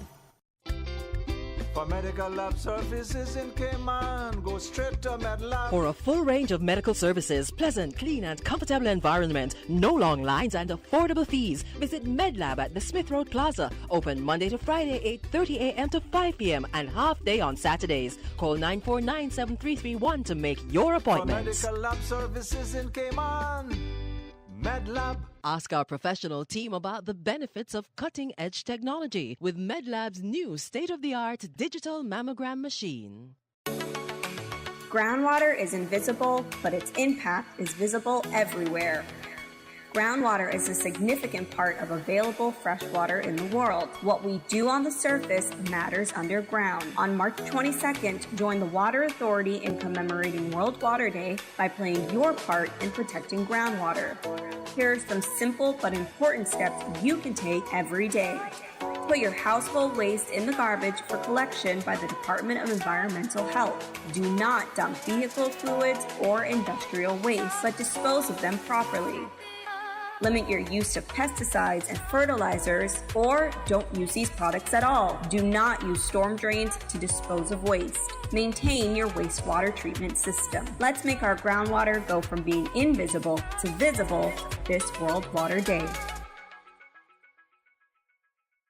Attention parents and guardians. Any child who is 5 years old by 31st August must be enrolled in an approved educational program, including government, private, or homeschooling program. Registration for the 2022-23 academic year begins on 1st April. Applications received before 1st April will not be considered. Detailed students' registration guidelines and forms are available on the Department of Education Services website at www.schools.edu.ky or by emailing edu.registration@gov.ky. Something big is coming to Radio Cayman. How you heard? Well, what is it? For 3 days only, April 5th to 7th. I know what it is, but I can't tell you. Ma, you don't know? How you know? You don't want to miss this. Well, hurry up and tell us now. Radio Cayman is offering something big for all our advertisers. Contact RC Sales at gov.ky or get in touch with your account executive to learn more. So you're really not going to tell us? Talk today. But I do have some questions. Talk today. Cayman Islands' foremost listeners participation program. Talk today. Because there are more questions than answers. What the public is saying. Waiting to take your calls right now. Sterling Dwayne Ebanks.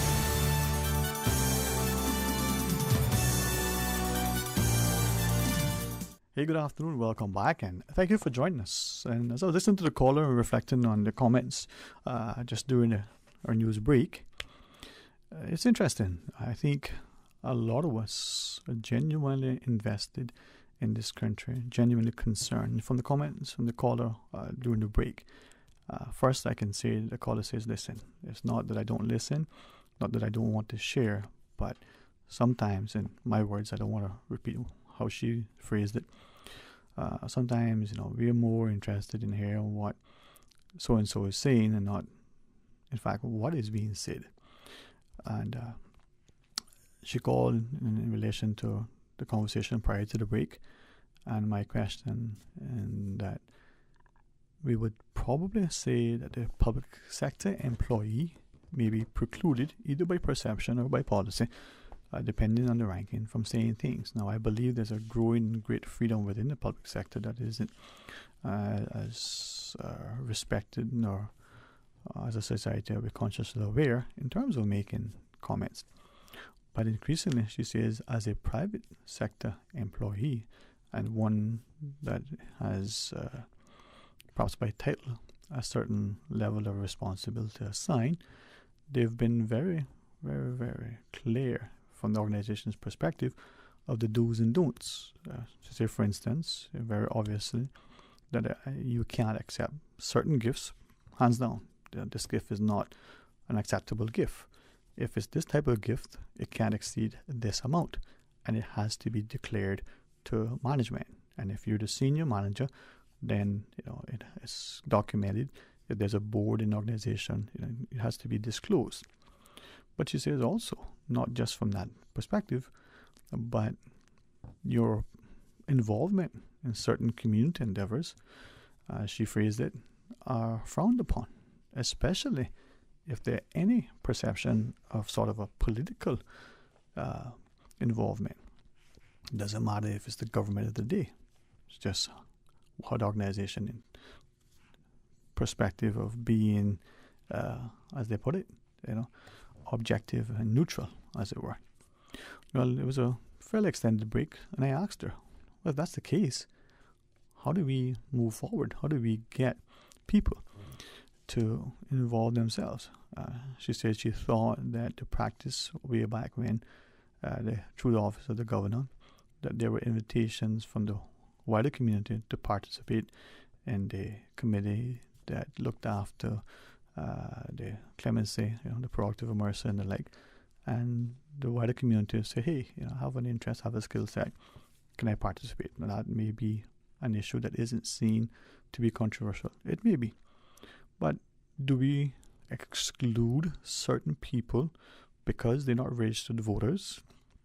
Do we exclude certain people because they're employed in a certain sector, again, public service or the like, from participating in the community's efforts? Now, not a discussion with this call at this time, but it reminds me of a similar conversation with someone else who said, when we look at some of the boards, not to pick on any and not to certainly be disparaging about any, but let's say the planning boards, the appeal tribunals, the immigration boards that existed way back when.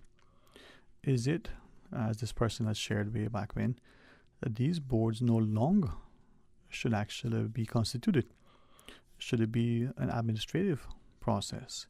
And only if there is a decision whether to grant something or not to grant something, that then there is a board that would intervene and to look at it, and then from there is an automatic appeal to the courts to review that decision.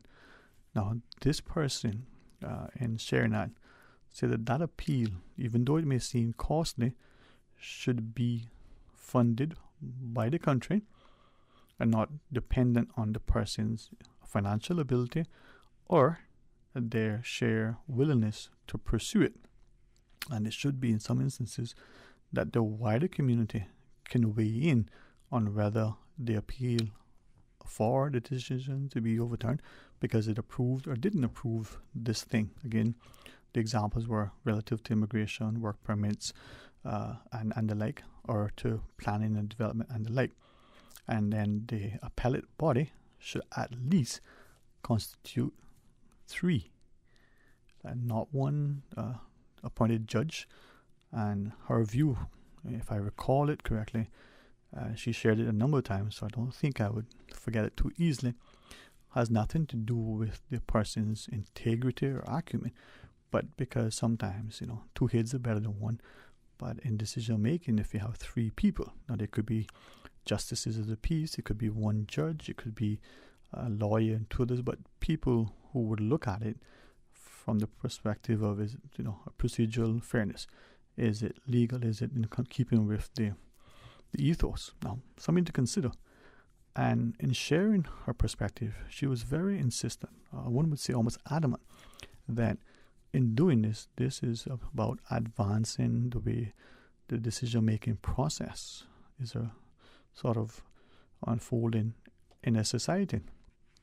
She shared that if you take a planning application, a person wants to build, residential housing in a space that is zoned and allows for residential development, and they're clearly defined and outlined, process. You can build 3 houses in here, and the person wants to build 3 houses. Well, it shouldn't be a problem. The person wants to build 15 apartments, and the property allows 15 apartments. There are no variances. It's within the setback. There's nothing to consider. It should just be an administrative process to ensure that it meets, all of the building codes and the like.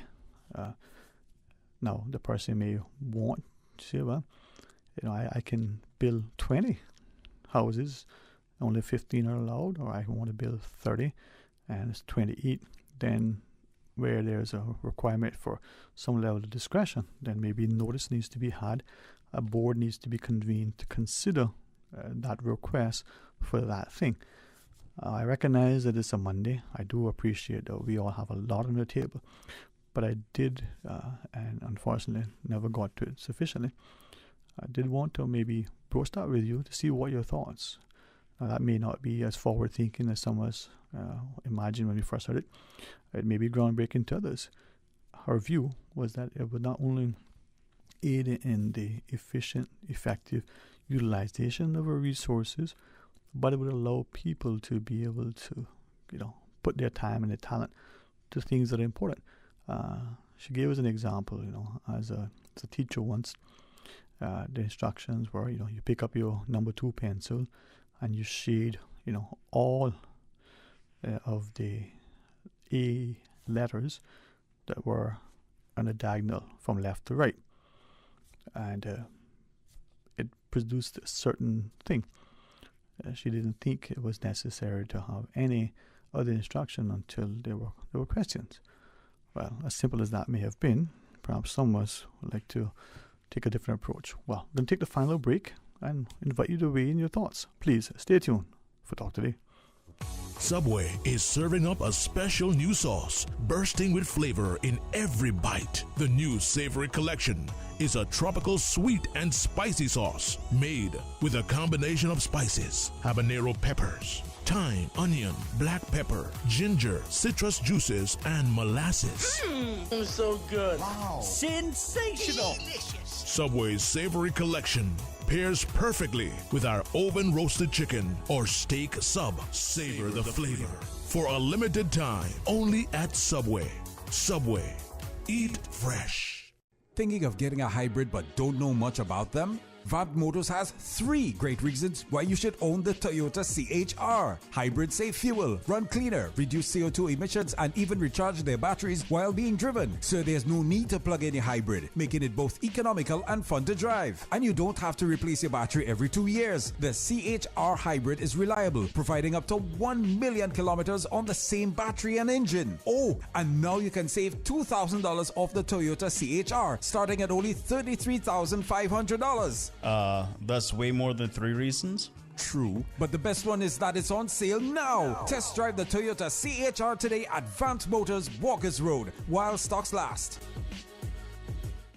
Busy, busy, busy. Feel like there's not just enough hours in the day. Savannah Pharmacy, service to make your life easier. Now you can WhatsApp your prescription order to 929-5045. And pickup is just around the corner with everything your family needs and convenient opening hours including Sundays and holidays. WhatsApp your prescription order to 929-5045. Savannah Pharmacy, wholesome values with modern conveniences. For medical lab services in Cayman, go straight to MedLab.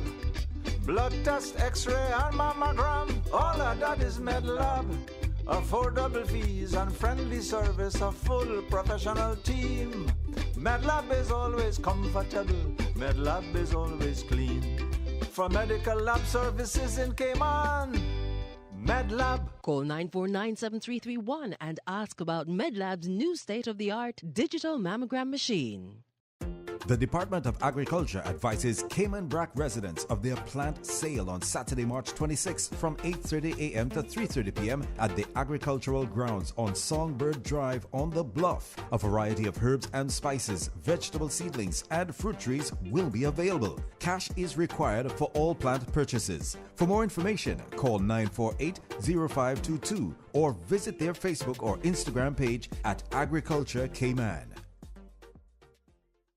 Talk today. But I do have some questions. Talk today. Cayman Islands' foremost listeners participation program. Talk today. Because there are more questions than answers. What the public is saying. Waging to take your calls right now. Sterling Dwayne Ebanks.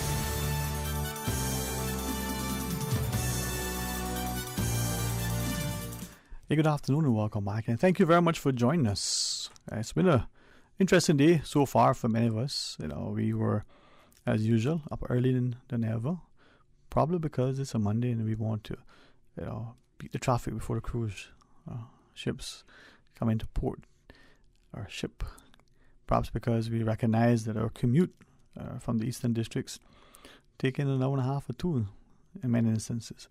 Perhaps because, we know the week promises much, and as the scriptures remind us, don't let the sun find you in bed. But whatever the reason, maybe it was insomnia or just a restlessness in the spirit, let's make the day productive. Let's find a way to assist each other and find strength. Now I share that to ask the question from the perspective of a few of you who have been listening and messaging and asking, well, as we advance our economy, as we grow our population, as we do these things relative to development and the like, are we conscious? And are we conscious to considering what we need to do relative to the traffic woes? One message, commends the government now for its initiative relative to expanding the area between Smith Road and the little roundabout. Maybe the impact, with the widened lanes might be good. But as the person says, building more roads may alleviate the traffic woes in the short term. But are we able to consider what we're doing? A message back, and the response was, to the question, well, what do we do? So, well, do we do some sort of transit system, that moves people back and forth? Now, I don't profess to be a road specialist or roads engineer or the like. The person and sharing the comment said, well, if we build these things, what will that do for our budget? What will it do for the traffic while these things are being constructed? And is the road design that we have now able to accommodate some sort of rail system or the like? Will it require, as we see in other places, a level of stations and stops? And then how do we get people from the developments that are not on the main thoroughfare to the main road where they can connect to the station? Things to consider. Hey, good afternoon. Welcome. Thank you for calling. Hello, good afternoon, Sterling. Rambo speaking. Hey, how are you today, man? How's your day shaping up? Man, peak water coverage, hope tomorrow better. That's the first you want to do. All right, man. On my agenda. Sterling, give me 2 minutes or 3 minutes. You got it, man. You got it. Sterling, differently, right? I always take copious notes, like geopolitical and national here, right? Yeah. So, I try to be on the right track, on the horizontal line, okay? Yeah. So Sterling, different, you see, most politicians, they found most voters dumbfounded. Mm-hmm. And they know, I mean, I not like pointing out to know more specifically, but they differently. Mm-hmm. They know or unaware they have swing voters, undecided voters, or who could boycott it. So the point I make now, they fulfill their promises in the campaigning, right? It's all right? And the positive job is to legislate a law, right? And the problem came, man, Sterling, if any mother, there's no unity in it to form the formation and get a resolve, execute it to that point. You see where I come from? And Sterling, I am aware that the Speaker of the House, he had a district council several years ago, and that got dismantled, whatever cause it was, right? And I heard him on OC show Friday morning, and he trying to party towards that. Sterling, difference is now, henceforth now, we want a district council in our 19 areas, right? Boundaries, whatever, right? So then, first of all, if you're a juror, right, more than that, you get free lunch, you get pay. Right? In this time, in this era, nobody got free lunch on there. You feel me? So, each politician, different less. Rational and evaluate, despite the demographic, who are me in district council, individual. Right. And it's a sort of enticement you come. Some sort of stipend, something that you can make if they want, henceforth, full information or information that can better the community or the district. You feel me? So I hear as familiar with it. He was hard on that with the district council. Right? You were always advocating for it. But starting to the bunch I make now, the politician, their job is to legislate the law, get approved, right? Take the cruise here. This is what I call. She here now, right? And more on the way. It's done like I always call about the hard thing. And gambling, some revenue stream need to come information. Real to that. The chance, darling, the chance. Right? If you gamble, a dice, right?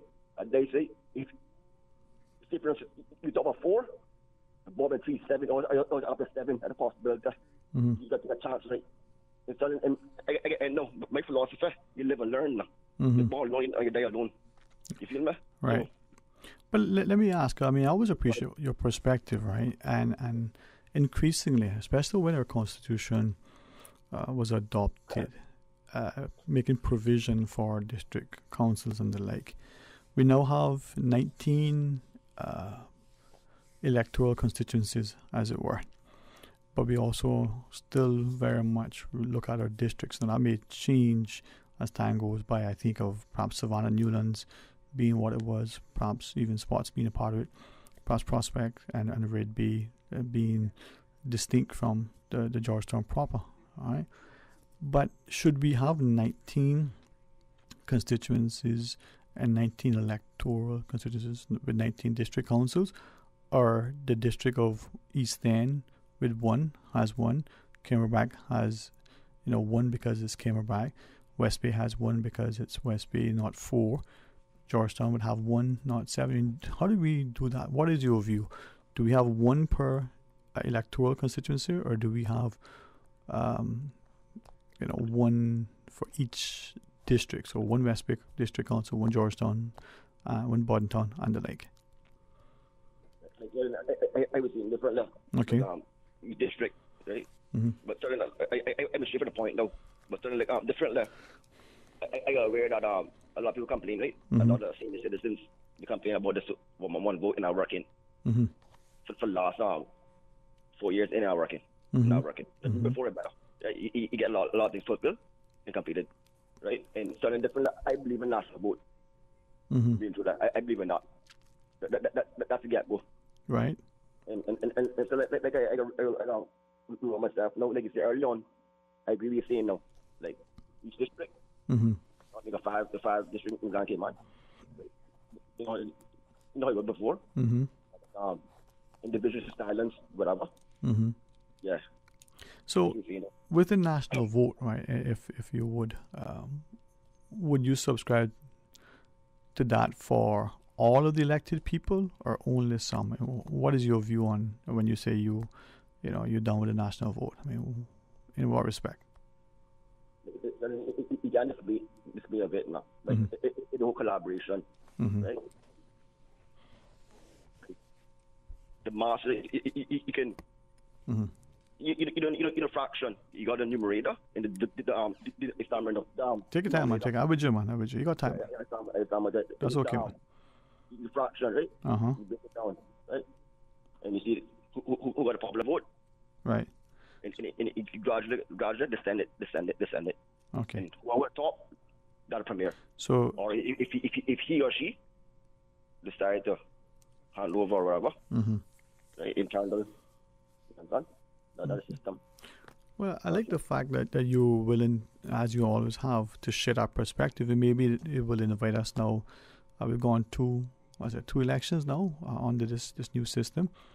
Maybe like the Constitution, we use it as a living, breathing, exercise and revisit it to improve it where we can, to ensure that it works for the betterment. So a discussion on that could be had. I think you're onto something with respect to the national vote, how it's implemented, if it is.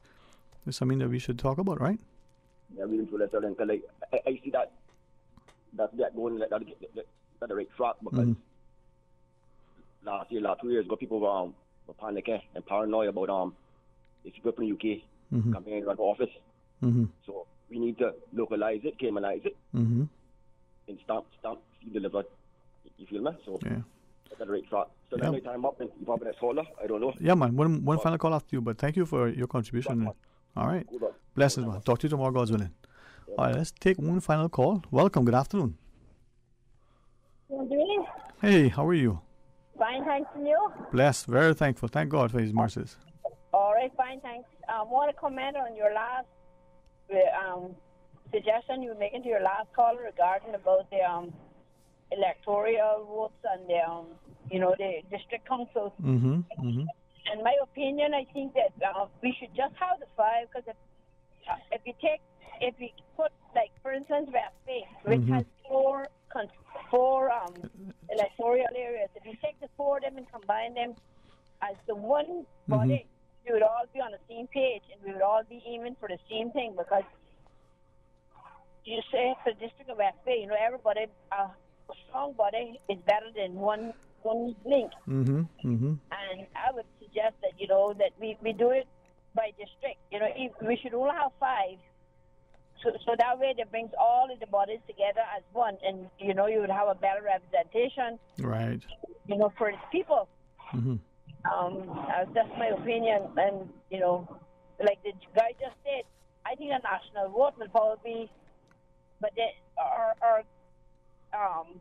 a national vote, you should have 4. You should still have your 4 votes. Mm-hmm. That's my opinion, Mm-hmm. And if you do a national vote, you would still be only voting 4. Well, you only got 1. Okay. And I'm very grateful to you as well for weighing in, because from what I'm hearing, you're saying let's find ways to unify as opposed to be growingly divided, right? So one district, like as your example, West Bay, instead of having 4 district councils, maybe better served with having the 4 representatives working together through one thing for the betterment. They should all be represented better in the country. Well, working together. Mm-hmm. I think this is where. Thank you so much. Right. Sure. All right. Well, looking forward to chatting with you whenever you have time again. Enjoy your afternoon. Okay.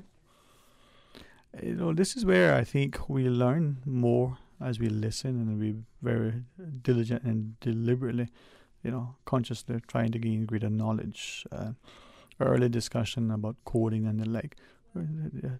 We're reminded, as Miss Page, one of our guests, shared, that there are a lot of free resources that are out there in the public domain, offered by some of the world's more sort of recognized, respected institutions of higher learning. We also have the resources within our shores. So let's see if we can learn something, and with that, share it with someone. Not, very much different from our grandmothers or grandfathers' recipes or their approach to doing something. They teach us, so we learn it, we pass it on, to their children, and then to their children's children, and that thing becomes something that is not only respected, but its value is there.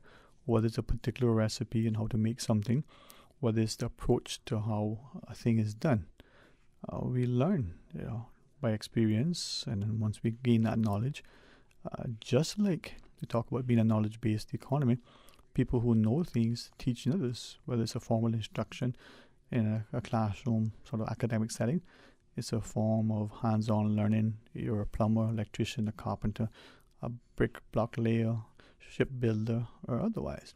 But so too, the physician, what I say is a practice you do in residency. Well, it's a way of hands-on learning.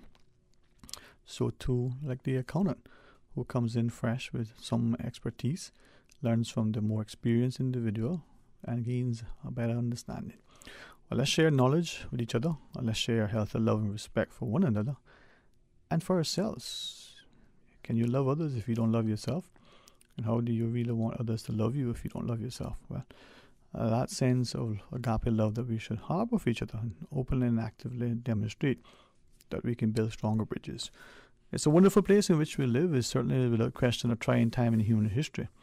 But if we exhibit a greater sense of love as we find our ways to come together, and even when we have differences of opinion relative to that public policy as pronounced by a government, or whether it's the practice, of a particular sector, the banks in relation to fees and interest rates, the practices of businesses in terms of its approach to certain things.